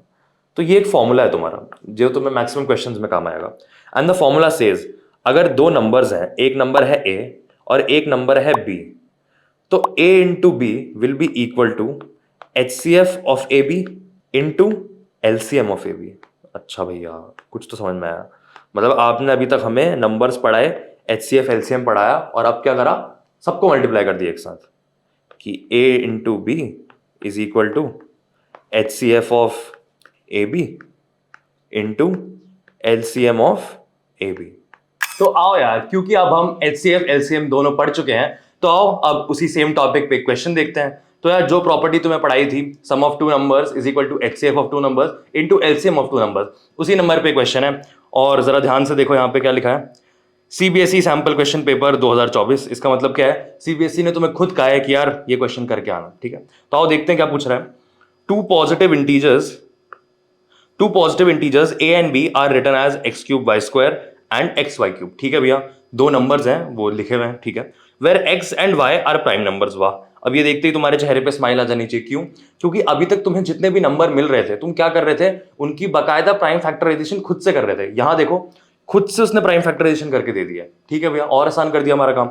आगे देखते हैं पूछा गया है, then the result obtained by dividing the product of positive integers by LCM of A and B is. ठीक है, तो ये वन नहीं यहाँ पे, बाय एलसीएम ऑफ, तो ये कह रहा है कि प्रोडक्ट ऑफ दो नंबर्स को मैं एलसीएम से डिवाइड कर दूंगा तो क्या आंसर आएगा मेरा। तो आओ बस यही करते हैं वापस। तो यार सबसे पहले तो वही प्रॉपर्टी लिखते हैं जो हमने लिखी थी, क्या थी, HCF of A B into LCM of A B is equal to product of A B. तो आओ लिख लें। तो HCF को मैं H लिख रहा हूं सीधा, HCF of A B into LCM of A B is equal to A into B. ठीक है भैया, समझ गए। इसके बाद क्या पूछा इसने, find the result obtained by dividing product of positive integers by LCM. अब ये कह रहा है कि प्रोडक्ट ऑफ इंटीजर्स यहां पर है, एलसीएम को उठा के नीचे ले जाओ। तो तुम्हें निकालना है क्या एक्चुअल में, सिर्फ HCF ऑफ ए बी निकालना है। तो आओ देखो जो पूछा है वो निकालते हैं, A into B divided by LCM of A B निकालने को बोला इसने हमें। तो ठीक है, जब अब हम एलसीएम ऑफ ए बी को नीचे ले गए तो बचा क्या हमारे पास, HCF ऑफ ए बी है। तो यार अब कुछ बच्चे होंगे वो पहले ए इंटू बी मल्टीप्लाई करेंगे, फिर ए निकालेंगे, फिर बी निकालेंगे, फिर उसे एक इक्वेशन में रखेंगे, फिर चेक करेंगे कि HCF निकालना था कि एलसीएम निकालना था। हमने क्या करा, सिंपली इक्वेशन लिखी, सिंपली एलसीएम को नीचे निकाल के लाए और क्या पता लगा कि HCF निकालना है। तो बस यार ये लिखा ए, ये लिखा बी, अब आओ इनका सीधा HCF निकाल देते हैं। तो यार HCF निकालने की क्या टेक्निक थी, H फॉर हाई गलत, H फॉर लो, तो लोएस्ट पावर कंसिडर करनी है दोनों नंबर्स की। तो आओ देखो कैसे करते हैं। तो LCM of A B will be x into X की एलसीएम नहीं sorry HCF of A B, क्योंकि यार यहां HCF है तो HCF निकालना है हमें सीधा। तो HCF ऑफ ए बी मतलब लोएस्ट पावर कंसिडर करनी है। तो आओ लिखो, x की दो पावर्स है क्या, एक 3 और एक 1। तो 3 और 1 में से लोएस्ट क्या है, 1 है लोएस्ट। ठीक है भैया, समझ गए। तो x की पावर 1 यानी x। अब y की पावर कंसिडर करो, आ जाओ। y की लोएस्ट पावर क्या है, y की एक जगह पे पावर है 2 और दूसरी जगह पे पावर है 3। अब 2 3 में से लोएस्ट क्या है, आसान भैया 2। तो बस ये कर दिया XY²। तो यार ये सिंपल सा क्वेश्चन था तुम्हारा और XY² तुम्हारा आंसर है और ये बी ऑप्शन। अब आओ सोल्यूशन देखते हैं। तो यार सोल्यूशन में देखो ए बी लिखा हुआ है, इसने भी सेम किया है, एलसीएम को नीचे ले गया, HCF निकाला, XY², आंसर ठीक है हमारा। तो ठीक है यार, ये क्वेश्चन खत्म हुआ। अब चलते हैं अपने अगले क्वेश्चन पे। तो गाइस अब स्टार्ट करते हैं इस चैप्टर के most important and the most interesting part से, विच इज वर्ड प्रॉब्लम्स। तो यार बोर्ड एग्जाम्स में यही पूछे जाते हैं और तुम्हारी सबसे ज्यादा प्रॉब्लम्स भी इसी से रहती है कि भैया हम समझ ही नहीं पाते कि कहाँ HCF लग रहा है और कहाँ LCM। तो यार इन दोनों के लिए हमारे पास बहुत अच्छी शॉर्ट ट्रिक है जो सारे क्वेश्चंस में चलती है। और आओ एक क्वेश्चन से ही समझते हैं। तो यार अब तुम्हें याद होगा कि यार तुम्हारे स्कूल में करीब 1000-2000 बच्चे होते थे और जब स्कूल की असेंबली होती थी तब हम सारे लोग ऐसे कॉलम्स में खड़े होते थे कि एक क्लास का एक कॉलम, एक क्लास का एक और कॉलम। तो तुम ये समझ पा रहे होगे कि अगर स्कूल में 2000 बच्चे हैं तो ऐसा कभी नहीं होता कि 2000 ही कॉलम्स बन रहे हैं, या अगर 1000 भी बच्चे हैं तो कभी भी ऐसा नहीं होता कि 1000 कॉलम बन गए बच्चों के। कॉलम 10 बन सकते हैं, 100 बन सकते हैं, मैक्सिमम 200 बन सकते हैं, बट 1000 कॉलम तो कभी नहीं बनेंगे। तो वही एग्जाम्पल तुम्हें इसमें भी देखना है। सेम चीज इसमें कि यार अगर एक सेकंड के लिए अज्यूम कर लो ये आगे 56 हैं, ये बैंड वाले हैं, ठीक है, और ये पीछे 56 आर्मी वाले हैं, लेट्स अज्यूम। तो अब हम चाहते हैं कि आर्मी वाले और बैंड वाले सेम नंबर ऑफ कॉलम्स में मार्च करें। वो हम देख चुके हैं कि कैसे सेम नंबर ऑफ कॉलम्स में मार्च करेंगे, ठीक है। तो यार अब तुमने स्कूल के एग्जाम्पल से बात समझी कि अगर 2000 लोग हैं तो 2000 कॉलम्स नहीं बन सकते, 1000 लोग हैं तो 1000 भी कॉलम्स नहीं बन सकते, कॉलम तो हमेशा ही कम बनेंगे। वैसे ही अगर बैंड में 56 लोग हैं और आर्मी में 1000 लोग हैं तो ना तो ऐसा होगा कि 56 के 56 कॉलम बन जाएंगे और ना तो ऐसा होगा कि 1000 ही कॉलम बन जाएंगे। तो गाइस यहां पे आती है हमारी पहली शॉर्ट ट्रिक, और वो पहली शॉर्ट ट्रिक क्या है कि अगर दो गिवन क्वांटिटीज हैं और तुम्हें पता लग जाए कि उन दो गिवन क्वांटिटीज से तुम्हारा जो आंसर आ रहा है वो कम आ रहा है तो तुम्हें HCF निकालना है, और अगर तुम्हें उन दो गिवन क्वांटिटीज से पता लग जाए कि तुम्हारा आंसर ज्यादा आ रहा है तब तुम्हें LCM निकालना है। तो LCM का एग्जांपल हम आगे समझेंगे, पहले HCF को चेक करते हैं। तो अभी हमने समझा कि 1000 और 56 ये नंबर ऑफ कॉलम्स तो नहीं हो सकते, तो जो भी कॉलम्स होंगे वो इनसे कम ही बनेंगे, hence the answer is HCF of 1056। तो यार HCF की क्या ट्रिक, प्राइम फैक्टराइजेशन। अब बहुत स्पीड से निकाल देंगे हम HCF। 1000 को क्या लिखेंगे हम, अब देखो मैं जल्दी कर रहा हूं, 1000 इज 10 क्यूब विच इज 10 को हम लिखते हैं 5 इंटू 2। अब 10 की पावर 3 है तो 5 की भी पावर 3, 2 की भी पावर 3, खत्म प्राइम फैक्टराइजेशन। 56 क्या होता है, 56 होता है 8 7 सा 7 प्राइम, 8 को मैं लिखता हूं 2 क्यूब, खत्म। अब हमें निकालना है HCF of these two number. HCF क्या होता था? H for HCF, H for low, high नहीं, H for HCF, H for low, ठीक है। अब प्राइम फैक्टर्स की लोएस्ट पावर उठाओ, खत्म करो। 2 की पावर यहां भी 3, 2 की पावर यहां भी 3, लोएस्ट पावर क्या आई? 3 ही आई। 5 की पावर यहां पे 3, यहां पे 5 की पावर 0, 7 5 की पावर यहां 3, यहां 5 की पावर 0 विच इज 1, 7 की मैक्सिमम पावर यहां 1 और यहां 7 की पावर 0। तो हमें कौन सा? हमें लोएस्ट पावर लेनी है। 7 की लोएस्ट पावर 0, 5 की लोएस्ट पावर भी 0, खत्म। तो यहां लिख दो इनटू 7 की पावर 0 इनटू 5 की power 0, anything to power 0 is 1। HCF हमारा आ जाता है 2 क्यूब 8। हेंस इसका मतलब क्या हुआ कि जब ये लोग मार्च कर रहे होंगे तो टोटल ऐसे 8 कॉलम बनेंगे, 1 2 3 ऐसे कर करके टोटल 8 नंबर ऑफ कॉलम्स बनेंगे जिनमें ये लोग मार्च करेंगे। अब आओ अगले एग्जांपल पे चलते हैं, एक बार इसका आंसर भी चेक कर लेते हैं। ये 1000 की प्राइम फैक्टराइजेशन, 56 की प्राइम फैक्टराइजेशन, HCF आ गया 8, therefore maximum number of columns in which they can March is 8, खत्म। आ जाओ आगे बढ़ते हैं। नेक्स्ट क्वेश्चन, ये देखो, ये रहा नेक्स्ट क्वेश्चन CBSE 2015। इसके बाद भी ये 3-4 बार रिपीट हो चुका है क्वेश्चन। Good question. ऐसा एक सेम क्वेश्चन NCERT में भी है। तो आओ क्वेश्चन पढ़ना स्टार्ट करते हैं। 3 bells toll at intervals। अब टोल क्या होता है? टोल मतलब यार घंटी बजना। तुम्हारे स्कूल में घंटी बजती है ना, कुछ बच्चे फ्री में जाके बजा देते हैं पीरियड से पहले। जोर जोर से बोल के लोगों को स्कीमें बता दे। तो घंटी के बजने को टोल बोलते हैं, ठीक है। 3 bells toll at intervals of 12 minutes, 15 minutes and 18 minutes respectively. Respectively मतलब पहली 12 मिनट पे बजती है, दूसरी 15 मिनट पे और तीसरी 18 मिनट पे, ठीक है। If they set tolling together after what time will they toll together, ठीक है। If they start tolling together after what time will they next toll together. अब समझो, इसका मतलब यह है कि अगर मैंने सारी बेल्स को एक साथ सेट कर दिया, कि मान लो कोई एक टाइम इंस्टेंट है जहां पे वो एक साथ बज गई सारी बेल्स, अब वो पूछ रहा है कि अगला ऐसे कितना टाइम होगा या अगला ऐसा कौन सा टाइम इंस्टेंट होगा जिसके बाद वो तीनों बेल्स एक साथ बजेंगी। तो आओ यार अब इन सारी बेल्स का इंडिविजुअल नेचर समझते हैं। तो यार ये है हमारी पहली बेल, ये सबसे फर्स्ट रिंग होगी, फॉर 1 आवर लिख रहा हूं मैं, मतलब पहली बार रिंग होगी 12 मिनट पे, ठीक है। अब यार देखो 12 मिनट पे और कोई बेल रिंग नहीं हो रही। अब ये पहली बेल दूसरी बार रिंग होगी 24 मिनट पे, सेकेंड आवर। तीसरी बार ये रिंग होगी 36 मिनट पे, ठीक है। अब हम सेकंड बेल की बात करते हैं, ये दूसरी बार रिंग होगी 30 मिनट्स पे और तीसरी बार रिंग होगी 45 मिनट्स पे। Same goes for the third bell. अब यार ये जो आगे हमने लिखा है ना, ये एक्चुअली सब कुछ ही मिनट्स में है कि इतने मिनट बाद ये बेल बजेगी। तो अब तुम देख पा रहे होगे कि 36 तुम्हें कॉमन दिख रहा है, तो भैया 36 क्यों नहीं आंसर है? 36 आंसर इसलिए नहीं है क्योंकि 36 मिनट बाद ये जो थर्ड बेल है ये सेकेंड टाइम रिंग करेगी, जो फर्स्ट बेल है ये तीसरी बार रिंग करेगी, लेकिन सेकंड वाली बेल रिंग ही नहीं कर रही ऑल टुगेदर। हमें वो टाइम चाहिए जब ये तीनों बेल्स साथ में रिंग करेगी, हम वो टाइम ढूंढ रहे हैं। तो यार अब जब तुमने देख लिया कि 18, 36, 54 ये भी नहीं हो रहा, इसके बाद आगे 72 आएगा और नंबर बढ़ेगा, 72 भी कहीं कॉमन नहीं आ रहा, 72 इसमें आ सकता है, फिर इसमें 72 नहीं आ रहा। तो अब तुम ये समझ गए हो कि जो भी नंबर आएगा या फिर जिस भी सेकंड में सारी बेल्स एक साथ रिंग करेगी, वो जो भी नंबर है या वो जो भी टाइम है वो 15, 12 और 18 तीनों से बड़ा आ रहा है। तो गाइस यहीं पे हमारी सेकंड शॉर्ट ट्रिक आती है। सेकंड शॉर्ट ट्रिक ये कहती है कि जो भी 2 या 3 नंबर हमें दिए हुए हैं, अगर हमें पता लग जाए कि हमारा आंसर उन तीनों या दोनों नंबर से बड़ा आ रहा है, तो वो आंसर निकालने के लिए हम उन तीनों नंबर्स का LCM निकालते हैं। तो आओ जल्दी से इन नंबर्स का LCM देखते हैं। तो यार ये जल्दी से हम LCM निकाल लेंगे 12, 15 और 18 का। ये तुम्हें आता होगा, ये तीनों का LCM एक बार में निकल जाता है, 12, 15, 18, 3, 4 ज़ा 12, 3, 5 ज़ा 15, 3, 6 ज़ा 18, फिर देखो 2 से गए 2, 5 का 5 क्योंकि 2 से डिवाइड ही नहीं होता, फिर 3। अब तुम्हें दिख गया ये सारे प्राइम नंबर्स हैं। आंसर क्या है? 3 × 2 6 × 2 12, 12 5 ज़ा 60 एंड 63 ज़ा 180। हमें लास्ट में LCM कैसे आया? कुछ नहीं किया, सारे प्राइम फैक्टर मल्टीप्लाई कर दिए, 3 × 2 × 2 × 5 × 3, 3 2 2 5 3, 3 2 2 5 3, ठीक है। 3 2 6 12 5 63 180, हेंस प्रूव। तो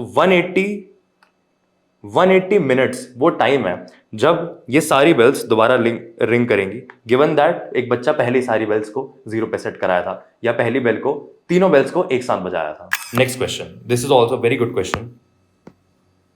the LCM of two numbers is 14 times their HCF.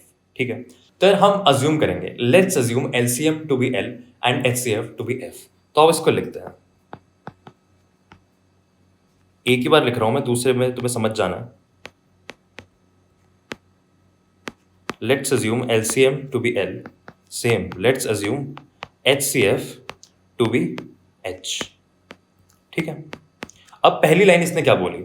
The LCM of two numbers is 14 times their HCF. तो यहां हमारी एक इक्वेशन बन गई, which is LCM is 14 times HCF. ठीक है, आगे बढ़ते हैं। The sum of LCM and HCF is 600. Very important. इसे भी लिख लेते हैं। Sum of LCM and HCF मतलब LCM हमने लिया L, HCF हमने लिया H, तो बड़ा सिंपल है, L plus H is equal to 280। एक second, the sum of two numbers is, the sum of LCM and HCF is 600। ठीक है, तो L प्लस H इज 600। ठीक है, अब उसने क्या करा, if one of the numbers is 280 find the other number. एक नंबर ए और बी में से उसने हमें दे दिया 280, तो यार इसमें भी वही चीज लग रही है, A into B is equal to HCF of A B into LCM of A B. बड़ा आसान है।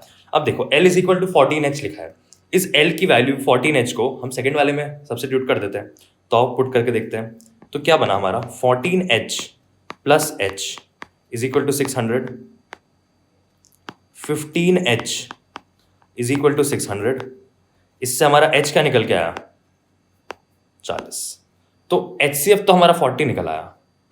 आधा पार्ट ऑफ क्वेश्चन तो हमारा यहीं सॉल्व हो गया। ठीक है, अब क्योंकि हमारा HCF निकल आया, तो ध्यान से देखो, अगर हम इसको पहली इक्वेशन में पुट करें, L is equal to 14 into H, H तो निकला है हमारा, H क्या था 40, ये पुट कर दिया 40, तो मल्टीप्लाई करो, 14 4 56 560, LCM निकल के आ गया 560। अब यार हमें सेम अगले पेज पे वही फॉर्मूला लगा देना है, A into B is HCF of A B into LCM of A B. तो आओ उस फॉर्मूले को अब मैं लिख नहीं रहा हूँ, हम सीधा पुट करते हैं वैल्यूज। भाई दो नंबर्स हैं A और B, अब उनमें से एक नंबर दे दिया इसने हमें, तो आओ A और B में से किसी एक को भी काट के 280 लिख देते हैं। तो ये लिख दिया हमने 280 is equal to HCF of A into B. HCF of A into B क्या था, ये लिखा HCF of A into B 40 is equal to 40 into LCM of A into B क्या था 560। बस लिख दो RHS में 40 इंटू 560। अब ये सिंप्लीफाई कर लो, बी निकल आएगा, तो इसे काटना शुरू करो, 4 7 ज़ा 28, 7 8 ज़ा 56, खत्म। तो B 80 आ गया, बस एक लाइन का सोल्यूशन था। हेंस तुम्हारा जो दूसरा नंबर है जो तुम्हें निकालना है वो 80 है। कितना सिंपल क्वेश्चन था। तो आओ इसका सोल्यूशन देख लेते हैं एक बार। HCF plus LCM is 14 HCF, ठीक है, ये भी सही करा है, ये भी सही, इसने जो भी करा है वो भी ठीक करा है, बट आंसर 80 आ गया। तो आंसर 80 आ चुका है, हमारा आंसर भी ठीक, आंसर भी मैच कर चुका है। अगले क्वेश्चन पे बढ़ते हैं। So guys, next question, show that 6 की power n can not and with 0 for any natural number n। अच्छा, 6 की पावर n एक एक करके समझते हैं। 6 की power n can not and with 0 मतलब एंडिंग में 0 नहीं आ सकता। Can not and with 0 for any natural number n। Natural number क्या होते थे 1 2 3 4, अभी पढ़ के आए। तो ये क्वेश्चन कहाँ है, NCERT में, CBSE 2023 में पूछा है, और भी लगातार 3-4 साल ये क्वेश्चन पूछा हुआ है। तो आओ इसको समझते हैं जल्दी से। इसने क्या बोला कि 6 की पावर n। अब यार 6 की पावर 2 का मतलब क्या होता है 6 इंटू 6, 6 की पावर 3 का क्या मतलब होता है 6 इंटू 6 इंटू 6। वैसे ही 6 की पावर n का क्या मतलब होगा 6 इंटू 6 इंटू 6 गोज ऑन कितने n बार। ठीक है, अब उसने क्या बोला, हमें यह प्रूफ करना है कि 6 की पावर n के एंड में 0 नहीं आएगा। तो आप जल्दी से समझते हैं कि 0 आता कैसे है। तो यार 0 तुम्हें 1 to 10 किस में देखने को मिलता है, 1 में नहीं, 2 में नहीं, 10 में देखने को मिलता है तुम्हें। तो यार 10 में 0 क्यों देखने को मिलता है, ये बात जरा ध्यान से समझो। 10 को हम लिखते हैं 5 इंटू 2। इसका बहुत सीधा सा मतलब यह है कि जब तक एक नंबर की प्राइम फैक्टराइजेशन में 2 इंटू 5 का पेयर हमें नहीं देखने को मिलेगा, तब तक उस नंबर के एंड में एक भी 0 नहीं आ पाएगा। मतलब यार इसको ऐसे समझो कि 6 की पावर n में अगर मुझे कहीं 5 इंटू 2 मिल जाता, अगर मुझे कहीं 5 इंटू 2 मिल जाता तो इंटू 10 करके लास्ट में एक जीरो लगा देता। अगर ऐसे 5 इंटू 2 के दो पेयर मिल जाते तो इंटू 100 करके लास्ट में 2 जीरो लगा देता। बट अगर हमें 6 की पावर n की प्राइम फैक्टराइजेशन में 5 इंटू 2 का पेयर मिला ही नहीं, तो इसका मतलब ये क्या प्रूव हो जाएगा कि 6 की power n can not and with zero. तो आओ एक बार 6 की पावर n की प्राइम फैक्टराइजेशन कर लेते हैं। 6 को क्या लिखते हैं हम, 3 into 2, 3 into 2 whole to the power n, ये होगा 3 की पावर n टाइम्स 2 की power n is equal to 6 की पावर n। हेंस तुम्हें क्या देखने को मिलता है कि 6 की पावर n में 2 तो है बट 5 नहीं है। तो इससे तुम्हें क्या पता लगा, तो यार ये कंडीशन ध्यान रखना कि जब तक 2 और 5 दोनों प्रेजेंट नहीं है तब तक एक भी जीरो नहीं मिलेगा तुम्हें। अगर सिर्फ 2 प्रेजेंट है तो भी जीरो नहीं मिलेगा, सिर्फ 5 प्रेजेंट है तो भी जीरो नहीं मिलेगा। अगर 2 5 का एक पेयर प्रेजेंट है सिर्फ तभी जीरो मिलेगा। 2 5 के 2 पेयर प्रेजेंट है तो 2 जीरो मिल गए। अगर 2 5 का एक पेयर प्रेजेंट है और एक 2 एक्स्ट्रा पड़ा है या एक 5 एक्स्ट्रा पड़ा है तो एक जीरो मिलेगा। ठीक है, तो यार इसी चीज को हम लिख लेते हैं। तो इन शॉर्ट हमने इस क्वेश्चन में क्या समझा कि क्योंकि 6 की पावर n की प्राइम फैक्टराइजेशन में 5 और 2 का पेयर नहीं आ रहा, इसलिए ये एंड में जीरो, इसलिए ये जीरो से एंड नहीं करेगा। ठीक है, अब आओ इसको लिखा हुआ देख लेते हैं क्योंकि ये थोड़ी समझाओगे, इतना बड़ा थोड़ी लिखोगे। द नंबर 6 की power n for any natural number ends with zero then it would be divisible by 5। ठीक है, 5 का फैक्टर होना चाहिए। That is prime factorisation of 6 की power n would contain prime number 5। बिल्कुल ठीक है भाई, अगर जीरो आ रहा है तो 5 होना चाहिए। That is not possible because 6 की पावर n की प्राइम फैक्टराइजेशन है 2 की पावर n इंटू 3 की power n। So the only primes in factorization of 6 की power n are 2 and 3 and the uniqueness of fundamental, ये सब फालतू की बात है। तो uniqueness of fundamental theorem of arithmetic का सिंपल सा मतलब ये है, वो ये कह रहा है कि यार फंडामेंटल थ्योरम ऑफ अरिथमेटिक क्या कहता था कि कोई भी कॉम्पोजिट नंबर को as a product of primes हम लिखते हैं and that prime factorisation is unique for a number. इसका मतलब कि 6 की पावर n को अगर हमने 2 की पावर n इंटू 3 की पावर n लिख दिया तो ऐसा और कोई नंबर एग्जिस्ट नहीं करेगा, या 6 की पावर n की और कोई भी प्राइम फैक्टराइजेशन एग्जिस्ट नहीं करेगी। ठीक है, ये बोल रहा है फंडामेंटल थ्योरम ऑफ अरिथमेटिक। तो यार ये इतना बड़ा सा तुमने लिख दिया है, अब इसमें तुम्हें बहुत छोटा सा आंसर लिखना है। ये इतना बड़ा आंसर भी नहीं लिखना, तुम्हें सिर्फ इतना सा आंसर में लिखना है कि क्योंकि 6 की पावर n में 2 और 5 का पेयर प्रेजेंट नहीं है इसलिए 6 की power n can not and with the number zero. खत्म, अगले क्वेश्चन पे बढ़ जाते हैं। अच्छा यार, सिमिलरली 4 की पावर n, 5 की पावर n, ये सब क्या लिखा हुआ है मैंने, 4 की पावर n, 9 की पावर n, 5 की पावर n। तो इसका मतलब सिर्फ इतना सा है कि अगर तुम्हें क्वेश्चन 6 की पावर n की जगह 4 की पावर n पे आ गया तो 4 की पावर n की प्राइम फैक्टराइजेशन करो तो क्या बनेगा, 4 को लिखते हैं 2 की पावर 2, तो ये सिंपल बनेगा 2 की पावर 2n, ये बनेगा 3 की पावर 2n, ये बनेगा 5 की पावर 2n। इन सब की प्राइम फैक्टराइजेशन के एंड में भी जीरो नहीं आएगा। क्यों नहीं आएगा, क्योंकि 2 की पावर 2n का मतलब क्या है, 2 इंटू 2 इंटू 2 2n टाइम्स। तो जब 2 इंटू 2 इंटू 2 2n टाइम्स लिख दिया, 5 तो एक भी नहीं आया, तो ये भी जीरो से एंड नहीं हो सकता। 3 की पावर 2n मतलब 3 into 3 into 3 into 3 2n times, भाई यहां भी ना तो 2 आया ना तो 5 आया, ये भी जीरो से एंड नहीं कर सकता। 5 की पावर n मतलब 5 5 5 5 n टाइम्स। अब भाई 5 तो है इसमें, 2 ही नहीं है। जब तक 2 और 5 एक साथ प्रेजेंट नहीं होगा तब तक एक भी जीरो नहीं आएगा। तो यार इसमें भी हमें पता लग गया कि अगर 4 की पावर n, 9 की पावर n, 5 की पावर n पे भी तुम्हें क्वेश्चन आया तो भी तुम्हें क्या लिखना है, does not and with zero. ठीक है, और नेक्स्ट क्वेश्चन पे बढ़ते हैं। तो 2 numbers are in ratio 2:3 and their LCM is 180. What is the HCF of the number? आसान क्वेश्चन है। तो 2 नंबर तुम्हें 2:3 के रेशियो में दे रखा है, LCM तुम्हें दे रखा है, HCF हम निकाल देंगे। ठीक है, तो आओ, तो let's assume the common ratio to be x। अब हम इन नंबर्स को 2x और 3x मानने वाले हैं क्योंकि रेशियो में दिए हैं। तो x क्या है, x है कॉमन रेशियो, तो ये बात लिखनी पड़ती है। Let's assume x with a common ratio. ठीक है, तो अब नाउ द 2 नंबर, ये तुम्हें लिखना है पेपर में, now the 2 numbers are 2x, a number मान रहा हूं मैं 2x और b नंबर मान रहा हूं मैं 3x। ठीक है, अब find the HCF of these 2 numbers. ठीक है, कहाँ गया यार, find the HCF of these 2 number. अब यहां तुम सिंपल वही मेथड लगाना है, क्या मेथड पढ़ा था, a इंटू बी इज, देख रहे हो इस पे कितने सारे क्वेश्चन और सब प्रीवियस ईयर में ही है, is HCF of AB into LCM of AB। ये देखो a क्या था हमारा, अब इसको लिख देते हैं, a क्या था 2x, b क्या था हमारा 3x। ठीक है, HCF ऑफ AB क्या है वो तो निकालना है हमें, ठीक है निकाल लेंगे, इंटू LCM ऑफ AB क्या है वो हमें अब निकालना है। HCF अपने आप निकल जाएगा, LCM हम निकाल के इक्वेशन में पुट करेंगे। आ जाओ, a की प्राइम फैक्टराइजेशन है 2x, b की प्राइम फैक्टराइजेशन है 3 इंटू एक्स। तो यार इनका एलसीएम ऐसे निकलेगा कि यार हम सबकी लोएस्ट पावर्स कंसिडर कर लेंगे, ठीक है। आओ इसको ऐसे लिख लेते हैं। तो यार एलसीएम में अगर हमें लोएस्ट पावर्स ही लेनी है तो ध्यान से सोचो कि 2 की पावर 1 है ए में, या यहां से देखो 2 की पावर यहां पे 1 है, 2 की पावर यहां पे कितनी है 0। अब L for LCM L for low, but हमें क्या लेना है एल फॉर हाई। तो 2 की पावर यहां पे 1 है, यहां पे 2 की पावर 0 है, तो हमें क्या लेना है 2 की पावर 1, क्योंकि हाईएस्ट कंसिडर कर रहे हैं हम। ये लिख लिया 2 की पावर 1। अब यहां हमें पता लगा 3 की पावर 1 और ऊपर क्या है 3 की पावर कुछ भी नहीं, 3 की पावर 0। तो 3 की पावर 0, 3 की पावर 1 में हाईएस्ट क्या है, अब ये सब नहीं बता रहा मैं तुम्हें, सीधा लिख रहा हूं मैं। 3 की पावर 1 हाईएस्ट है। Same goes with x, x की दोनों तरफ पावर 1 है, तो क्या करेंगे बस as it is x copy कर देंगे। तो एलसीएम क्या आ गया 3 इंटू 2 6x, ठीक है। तो एलसीएम 6x आ गया। और क्या पूछा इसने, फाइंड द एचसीएफ। अब एलसीएम 180 दे रखा है, तो ये तो काम हो गया अपना। 6x is equal to 180, x is equal to 30, तो x 30 आ गया हमारा।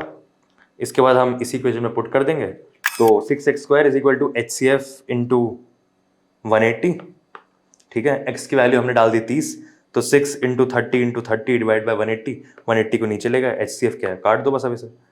तो 6 30 टाइम्स 180 गया, 31 से 31 गया, हेंस तुम्हारा HCF इतना आ गया 30। आंसर। Next question. अब यार ये है तुम्हारा केस बेस्ड क्वेश्चन, ये भी पेपर में एक आता है। तो अगर इस चैप्टर से आया तो कुछ इस टाइप का क्वेश्चन दिखेगा वो। आओ पढ़ते हैं। Teaching mathematics through activities is a powerful approach, हो सकता है, that enhances students understanding and engagement. फालतू की बात। Keeping in mind this, miss Mukta planned a prime number game. हमारे काम का सिर्फ ये है, ये अंडरलाइन करते चलो जो काम का है। अ prime number game for students of class 5, unimportant. She announces the number 2 in her class, ठीक है, मार्क कर लिया। एंड आज the first student to multiply it by a prime number, ठीक है। अब मेरे पास 2 है, पहले स्टूडेंट को उठाया, उससे बोला एक प्राइम नंबर से मल्टीप्लाई कर दे, ठीक है। And then passes it to the second student also multiplied it by a prime number. Second student ने फिर से एक प्राइम नंबर से मल्टीप्लाई किया, great, the prime number and passed it to the third student. In this way, by multiplying to a prime number, the last student got 173250, ठीक है। Question क्या पूछा है इसने, मतलब क्या क्वेश्चन है कि टीचर ने बोला 2, पहला बच्चा उठाया, उससे बोला मल्टीप्लाई कर, लास्ट में क्या निकला 173250, ठीक है। क्वेश्चन क्या पूछा, now miss Mukta asked some questions given below to the students. What is the least prime numbers used by students, ठीक है, लीस्ट प्राइम नंबर्स यूज बस, ठीक है। Second, how many students are in the class. तो यार अब ये oral कैसे सॉल्व होगा, ध्यान से देखो कि what is the least prime number, क्योंकि 173250 प्राइम नंबर्स को मल्टीप्लाई कर करके ही आया है, तो इसका मतलब क्या है 173250 की हमें प्राइम फैक्टराइजेशन लिख देनी है। जितने टोटल प्राइम नंबर्स उसमें आ रहे हैं उतने हैं नंबर ऑफ बच्चे। और क्या पूछा है, what is the least prime number use by the student. अब देखो टीचर ने तो 2 प्राइम नंबर यूज कर लिया, अब अगर किसी बच्चे ने 3 यूज किया है तो 3 is the least prime number use by the student, या जो भी प्राइम नंबर हमें उस प्राइम फैक्टराइजेशन में लीस्ट मिलेगा 2 के अलावा, वो होगा the least prime number use by student. तो अब इसे जल्दी से कर लेते हैं, इसे अब इसकी प्राइम फैक्टराइजेशन करेंगे हम 173250 की। तो आओ फ्रेश पेज लिया, 173250। अब यार एंड में 0 दिखते ही मैं तो 5 से करता हूँ डिवाइड। सबसे पहले 5 3 ज़ा 15, 23 4 ज़ा 20, 32 6 ज़ा 30, 25 5 ज़ा 25, ठीक है। फिर 0 आ गया भाई, फिर से बल्ले बल्ले 5, 5 6 ज़ा 30, 46 5 9 ज़ा 45 1, 5 3 ज़ा 15 0। बहुत बढ़िया, आगे बढ़ जाओ।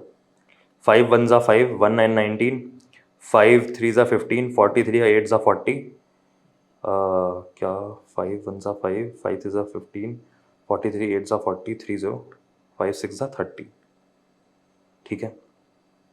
एक बार चलेगा, 5 1 9 3 ज़ा 15, 16 7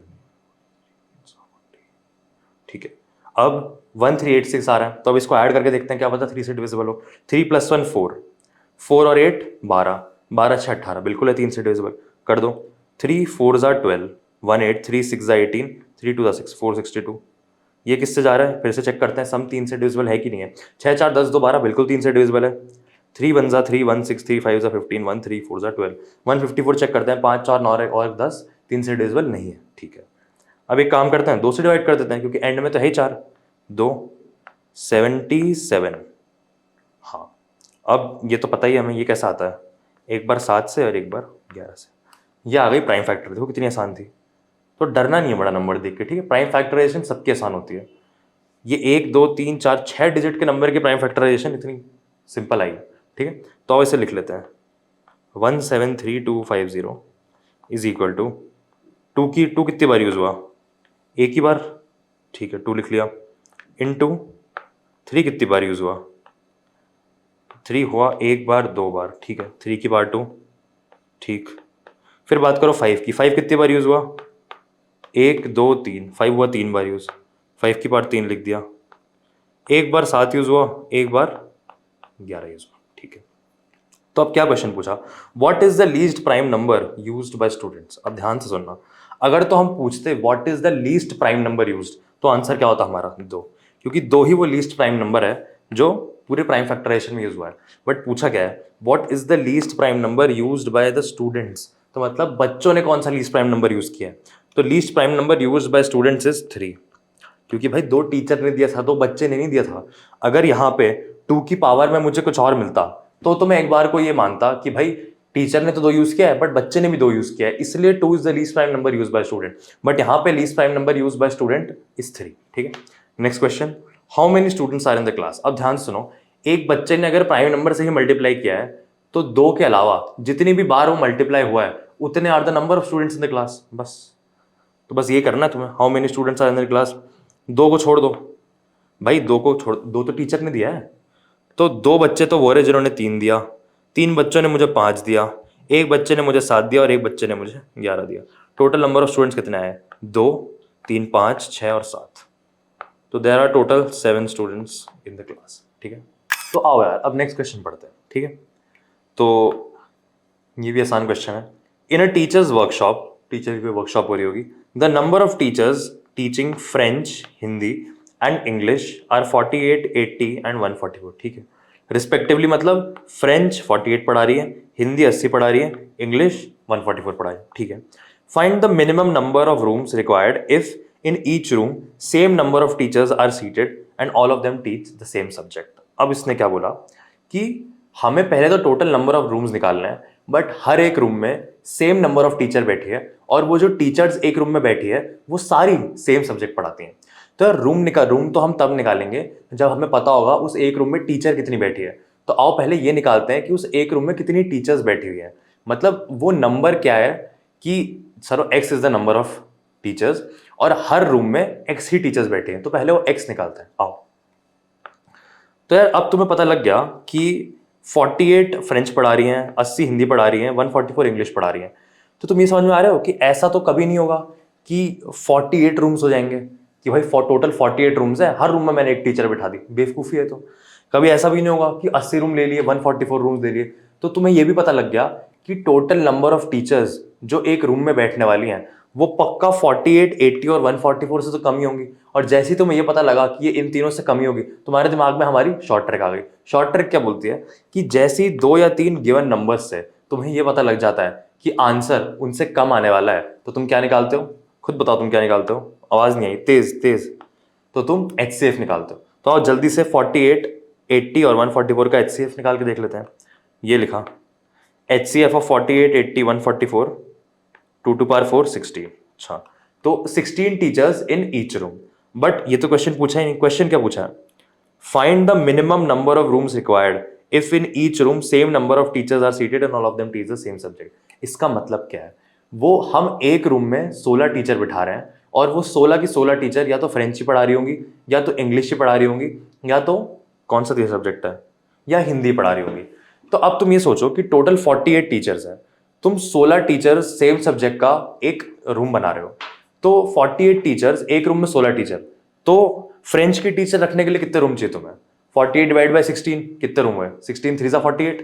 वैसे ही हिंदी की कितनी टीचर्स हैं 80, और एक रूम में हिंदी की कितनी टीचर्स बैठ रहे हैं 16, तो 80 divided by 16 will give you कि टोटल कितने नंबर ऑफ रूम्स में सारी हिंदी की टीचर्स आ जाएंगी। अंडरस्टूड, ठीक है। वैसे ही पूछा इंग्लिश के बारे में, तो टोटल 144 है, एक रूम में 16 आ रही हैं, तो 144 डिवाइडेड बाय 16 विल बी क्या आ जाएगा, नंबर ऑफ रूम्स जिसमें इंग्लिश की टीचर बैठी हुई है। समझ गए, तो यही नीचे लिखा हुआ है। Number of rooms for French teachers is divide करके 3 room, number of room for Hindi teacher divide करके 5 room, number of rooms for English teacher divide करके 9 room. Total number of rooms बस इन्हें ऐड कर दो, 3 5 8 9 8 17, टोटल 17 रूम्स आंसर। ठीक है, next question, find the LCM and HCF of 6 और 20 by using prime factor. अब तो मैं करा भी नहीं रहा है, मैं देखना भी नहीं चाहता इस क्वेश्चन को, इतनी बार कर चुके हैं ऐसा क्वेश्चन। ठीक है, उसके बाद find HCF and LCM of 642 and 120 using prime factorisation method. ये भी नहीं बता रहा, यूजिंग प्राइम फैक्टराइजेशन मेथड बोला तो आप एक बार जल्दी से देख लो, क्योंकि प्राइम फैक्टराइजेशन से नहीं देखा हमने। 6 को हम लिख रहे हैं 3 × 2, 72 हमें पता है 72 क्या होता है, ऐसे होता है 12 6 72 होता है। 12 क्या होता है 4 × 3, 4 को लिख रहे हैं 2 स्क्वायर, 3 को लिख रहे हैं 3, 6 को फिर से क्या लिख रहे हैं हम 2 × 3, तो इनकी पावर्स एक एक बढ़ा दो, ये बढ़ा दी। ठीक, 6 लिख दिया हमने, 72 भी लिख दिया, 6 तो लिख दिया 3 × 2, 72 हमने लिख दिया 2 की पावर 3, 8 × 3 स्क्वायर 9। ठीक है, अब हमने बात करी 120 की। 120 क्या होता है, जल्दी से ऐसे लिखो, 12 × 10, 10 क्या होता है 5 × 2, और ये क्या होता है 4 × 3, ये रहा, तो 2 की पावर 3 3 और 5, 2 की पावर 3 3, 8 3 24, 5 120। अब क्या करना है, फिर से क्या पूछा है इसने, फाइंड एचसीएफ एंड एलसीएम। सिर्फ एक निकाल रहा हूँ मैं, सिर्फ एलसीएम निकाल के दिखा रहा हूँ मैं तुम्हें। ठीक है, क्योंकि एचसीएफ तुम निकाल सकते हो, एलसीएम कैसे निकलेगा, L for LCM, L for highest power उठाओ, मल्टीप्लाई करो, खत्म करो। हाईएस्ट पावर क्या है यहाँ पे, 3 की हाईएस्ट पावर है 2, 2 की हाईएस्ट पावर है 3, और 5 की हाईएस्ट पावर है 1, बस खत्म। 9 8 72, 72 × 5 360, ये आ गया तुम्हारा आंसर। ये तुम चेक भी कर सकते हो कि ये रहा 360, ये रहा एचसीएफ, तुम खुद निकालो। ठीक है, अब हम आते हैं इर्रेशनल नंबर्स पे। तो यार इर्रेशनल नंबर्स क्या होते हैं, ये हम ऊपर देख चुके हैं। इर्रेशनल नंबर्स वो नंबर होते हैं कि अगर ये टोटल गुब्बारा है रियल नंबर्स का, तो जब इस गुब्बारे में से हम रैशनल नंबर्स का गुब्बारा अलग कर देते हैं, तो ये जो बचता है ये बचते हैं इर्रेशनल नंबर। अब क्या होता है रैशनल नंबर्स, √2 √5 √7, ये सारे रैशनल नंबर होते हैं। ये हम पहले ही डिस्कस कर चुके हैं कि √4 is not an irrational number, वहां पे हम दोबारा नहीं जा रहे। अब आओ, इर्रेशनल नंबर में सिर्फ एक ही टाइप का क्वेश्चन तुम्हें मिलेगा, prove that root of this is irrational, या फिर root of this plus this is irrational. आओ अब कॉपी पे देखते हैं कैसे क्वेश्चंस मिलेंगे तुम्हें। ठीक है, तो यार इससे पहले हमें एक चीज समझनी पड़ेगी। एक थ्योरम है एनसीईआरटी में, theorem 1.2, which says let p be a prime number, मतलब p एक प्राइम नंबर है। Okay, if p divides a square then p divides a where a is a positive integer। भैया ये तो बिल्कुल ही पार हो गया ऊपर से। तो अब समझो इसका मतलब क्या है, if p divides a square p divides a where a is a positive integer। तो यार ये इतना बड़ा और ये इतनी बड़ी डेफिनेशन, ये डेरिवेशन दे दी, ना तो ये पढ़ पाए हम, ना तो ये समझ ही पाए हम, एग्जाम्पल से समझते हैं। तो यार p डिवाइड्स a स्क्वायर तो p डिवाइड्स a, आओ इसको जल्दी से अगले पेज पर आसानी से समझते हैं। तो दो नंबर कंसिडर कर लेते हैं, एक हुआ 36, एक हुआ 49। अब p डिवाइड्स a स्क्वायर, तो a स्क्वायर क्या है 36। अब 36 को हमें अगर a स्क्वायर के फॉर्म में लिखना है तो इसे हम क्या लिखेंगे 6 स्क्वायर। ठीक है, 49 को a स्क्वायर के फॉर्म में लिखना है तो क्या लिखेंगे 7 स्क्वायर। इजी। ठीक है, तो यार if p divides a square then p divides a, तो 36 के कोई ऐसे दो प्राइम फैक्टर्स ले लो जो उन दोनों को डिवाइड करेंगे। तो लेट्स अज्यूम हमने ले लिए 2 और 3। 49 का कोई एक ऐसा प्राइम फैक्टर ले लो जो 49 को डिवाइड करता है, तो वो फैक्टर ले लिया हमने 7। तो वो सिर्फ इतना सा कह रहा है कि अगर 2 और 3, उसने सिर्फ इतनी सी बात कही कि अगर 2 और 3 6 स्क्वायर को डिवाइड कर रहे हैं तो 2 और 3 6 को भी डिवाइड करेंगे। बिल्कुल सही बात है। अगर 7 के स्क्वायर को डिवाइड कर रहा है तो 7 खुद 7 को भी डिवाइड करेगा। बस यही समझाना चाह रहे हैं, दैट्स इट। अब इसके बाद हम बढ़ेंगे प्रूफ ऑफ √2 इज इर्रेशनल, जो कि हम करते हैं प्रूफ बाय कॉन्ट्रडिक्शन। तो यार ये रहा प्रूफ दैट √2 इज इर्रेशनल और PYQ मल्टीपल टाइम्स। अब मल्टीपल टाइम्स मतलब इतनी बार आ रखा है कि लिखने की भी जरूरत नहीं है कितनी बार आ रखा है। तो अब स्टार्ट करते हैं। Let's assume to the contrary that √2 is rational. अब ये स्टेटमेंट तुम्हें लिखनी पड़ेगी, let's assume to the contrary, ये याद कर लो। मतलब इस बेसिकली स्टेटमेंट का मतलब ये है कि धोखे से मान लो कि √2 रैशनल है। ठीक है, √2 is rational, therefore it could be expressed in the form of a by b where a and b are co-primes। अब ये इंपॉर्टेंट क्यों है, क्योंकि हमारी शॉर्ट ट्रिक का पार्ट है। ये अजम्पशन ही सबसे ज्यादा इंपॉर्टेंट है। तो हमने अज्यूम कर लिया कि √2 को a by b के फॉर्म में लिख सकते हैं and a and b are co-primes। ठीक है, तो बड़ा सिंपल है, ये हमने लिखा √2 इज a बाय b, ठीक है। अब इसमें हमने क्या करा, b को इस तरफ ले गए, b को इस तरफ ले गए, क्या बना √2b is equal to a, ठीक है। अब हमने क्या किया, स्क्वायरिंग बोथ साइड्स, क्यों, क्योंकि √2 हमें अच्छा नहीं लग रहा था, स्क्वायर कर दिया, तो क्या बना 2b² is equal to a²। अब यहां पे हम वो थ्योरम यूज करेंगे जो हम ऊपर पढ़ के आए थे, क्या, if p divides a² then p divides a। तो यार अब यहां पे क्योंकि a और b को प्राइम्स हैं, तो a and b are prime numbers. अब ध्यान से इस बात को समझना, यही बच्चे नहीं समझ पाते कि ये a² है, a is a prime number, तो जहां a² लिखा है मतलब तुमने a² नंबर की प्राइम फैक्टराइजेशन लिखी हुई है। a² की प्राइम फैक्टराइजेशन क्या लिखी है तुमने, 2, जो कि खुद एक प्राइम नंबर है, into b² which is b की पावर 2, b की पावर 2, b खुद एक प्राइम नंबर है, तो ये तुमने a² की प्राइम फैक्टराइजेशन लिखी हुई है कि 2 इंटू b²। जहां हम ऊपर कर रहे थे याद है 36, 2 डिवाइड्स 36, तो 2 ऑल्सो डिवाइड्स 6। यही सेम तरीका है कि a² की प्राइम फैक्टराइजेशन में 2 आ गया है, इसलिए 2 divides a², hence 2 will also divide है, बस ये लिखना है, ये लिख दिया 2 डिवाइड्स a², 2 डिवाइड्स a। बात तो सही है। तो इसका मतलब क्या हुआ, अगर 2 ने a को डिवाइड कर दिया, अब भाई 2 सबको थोड़ी डिवाइड करता है, 2, 2, 4, 6, 8 सिर्फ इवन नंबर्स को डिवाइड करता है 2, हेंस हमें क्या पता लग गया, hence 2 is a factor of a, या फिर a is an even number, ठीक है। ये हमारा स्टेप 1 पूरा हो गया। अब आ जाते हैं सेकंड स्टेप पे। अब क्योंकि a is an even number, तो यार इवन नंबर को तुम 2 इंटू समथिंग लिख सकते हो। 18 एक इवन नंबर है, 2 इंटू 9 लिख दिया। 100 एक इवन नंबर है, 2 इंटू 50 लिख दिया। 3 इवन नंबर नहीं है, तो उसको 2 इंटू समथिंग नहीं लिख पाओगे तुम।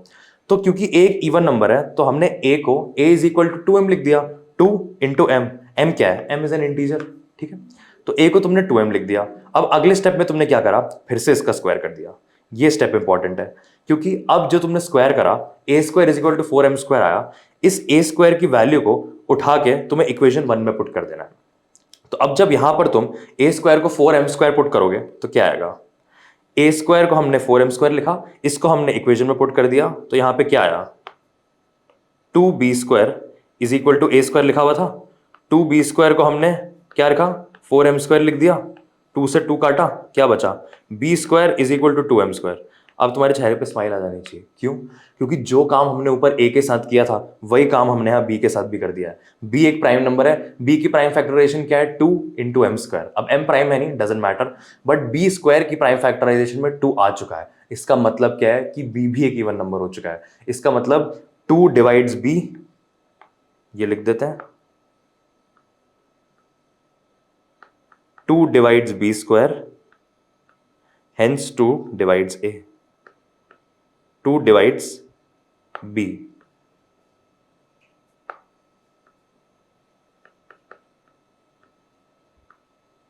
बस, तो हमने क्या प्रूफ कर दिया कि a भी इवन नंबर है, b भी इवन नंबर है। भाई जब 2b को डिवाइड कर रहा है तो b भी तो 2, 4, 6, 8 ऐसा ही नंबर होगा। तो हमने क्या प्रूफ कर दिया कि a का भी एक कॉमन फैक्टर 2 है और b का भी एक कॉमन फैक्टर 2 है। शॉर्ट ट्रिक का थर्ड पार्ट क्या था कि assumption of a and b are coprimes को डिस्प्रूव कर देना है। कोप्राइम्स को डिस्प्रूव कर देना मतलब हमें a और b का एक कॉमन फैक्टर ढूंढ के ले आना है। तो यार वो हम ले आए यहाँ पे कि a का भी एक कॉमन फैक्टर 2 ढूंढ लाए हम यहाँ पे, ये रहा, hence 2 is a factor of a। और सेकंड स्टेप में भी हम ये कर लाए, hence 2 is a common factor of b। अब लास्ट स्टेटमेंट तुम्हें लिखनी है, hence 2 is a common factor of both a and b, hence the assumption of both a and b and coprimes was wrong, hence our assumption was wrong, hence √2 is irrational, hence prove. बस इतना लिखना है तुम्हें। तो यार आओ आप देखते हैं सेम टॉपिक पे अगला क्वेश्चन, ये उससे भी इजी है, ठीक है। तो आओ स्टार्ट करते हैं। Show that 5 minus √3 is irrational, ठीक है। अब भाई √3 √2 तो कर दिया था, 5 माइनस √3 कैसे करें। पहला स्टेप हमेशा सेम रहेगा, let's assume to the contrary that 5 minus √3 is rational, ठीक है। तो अगर 5 माइनस √3 रैशनल है मतलब 5 minus √3 can be expressed in the form of a by b where a and b are integers and are coprime. तो ये लिख दिया 5 माइनस √3 को a बाय b लिख दिया where a and b are coprimes and natural numbers. अब natural numbers और integers बोलना सेम ही बात है, क्योंकि इंटीजर्स में नेगेटिव भी इंक्लूड हो जाता है, नेचुरल नंबर्स में सिर्फ पॉजिटिव इंक्लूड होता है। तो या तो पॉजिटिव इंटीजर्स लिखो या नेचुरल नंबर्स लिखो, ठीक है। आ जाओ, 5 minus a by b is √3। अब यहां ध्यान से देखो क्या करा हमने √3 को पकड़ा, राइट हैंड साइड भेजा और a माइनस बी पे नेगेटिव का साइन लगा के इस साइड ले आए। तो क्या बना 5 minus a by b is equal to √3। अब ध्यान से सोचो ये बात कि यार ए और बी है हमारे पॉजिटिव नेचुरल नंबर्स, मतलब ए कुछ होगा 6 और बी कुछ होगा, ऐसा होगा नहीं, ए और बी को प्राइम्स है, तो ए होगा 1 और बी होगा मान लो 7, तो a and B is 1/7 which is a natural number, which is not a natural number, which is a rational number.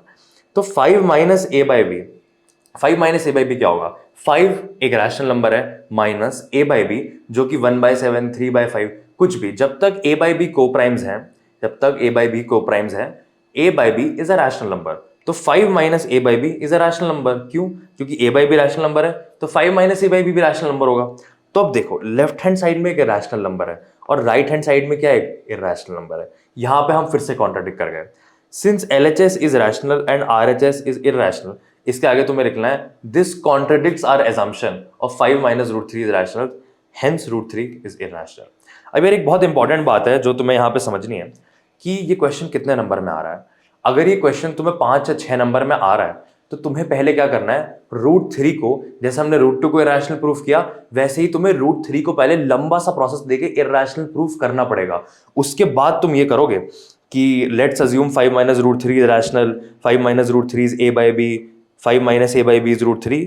उसके बाद तुम जाके बोलो, क्योंकि यहां तो हमने डायरेक्ट ही बोल दिया कि LHS रैशनल है, RHS इरैशनल है, तो अगर ये क्वेश्चन 5 नंबर या 6 नंबर में आया तो तुम प्रूव करोगे पूरा कि √3 इज इरैशनल। और अगर ये क्वेश्चन 2 या 3 नंबर में आया तो फिर तुम डायरेक्ट लिख सकते हो, या तो फिर ये क्वेश्चन ऐसे आएगा show that 5 minus √3 is irrational, या तो ऐसे आएगा prove that 5 minus √3 is rational is irrational given that √3 is irrational। अगर given that √3 is irrational लिखा हुआ है तो तुम्हें √3 की लंबी सी प्रूफ करने की जरूरत नहीं है, अदरवाइज पहले प्रूफ करोगे कि √3 is irrational, उसके बाद ये सारे स्टेप्स करोगे, अदरवाइज ये कर सकते हो। ठीक है, अब आओ इस चैप्टर के लास्ट क्वेश्चन पे बढ़ते हैं।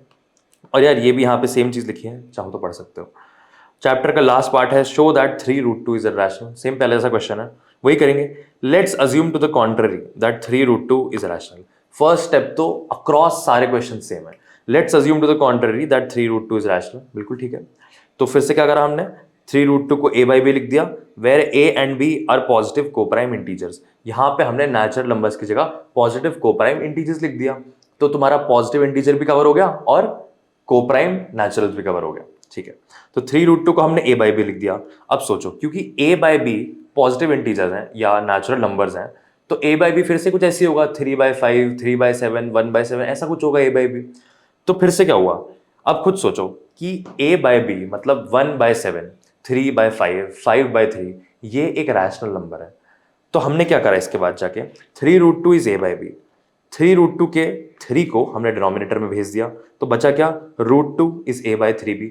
क्योंकि a बाई बी एक रैशनल नंबर था तो a बाई 3b भी रैशनल नंबर ही होगा। ऑफ कोर्स भाई, rational bye rational is rational, unless तुमने उसे 0 से डिवाइड नहीं कर दिया, तो रैशनल बाय रैशनल, तो rational bye rational is always a rational number. ठीक है, तो फिर से वही बात आ गई कि √2 LHS में तो इरैशनल हो गया और RHS में a बाई 3b क्या हो गया, rational. Hence contradiction, since a and b are positive integers, a by 3b is rational and √2 is irrational, therefore our assumption of 3√2 is rational was wrong, hence 3√2 is irrational। तो guys ये था तुम्हारा real numbers जो हमने उठा के पूरा स्वाहा कर दिया है। और यार ये तो सिर्फ पहला चैप्टर था, अब इसी चैनल पे एक एक करके हम सारे चैप्टर्स धुआं करने वाले हैं। तो अगर तुम्हें इस चैप्टर की नोट्स की PDF चाहिए तो वो तुम्हें डिस्क्रिप्शन में मिलेगी, और डिस्क्रिप्शन में भी कहाँ, पढ़ ले अक्षय ऐप पे। तो तब तक के लिए लाइक शेयर सब्सक्राइब और पढ़ ले अक्षय ऐप डाउनलोड कर लो, और यार तब तक के लिए जा पढ़ ले।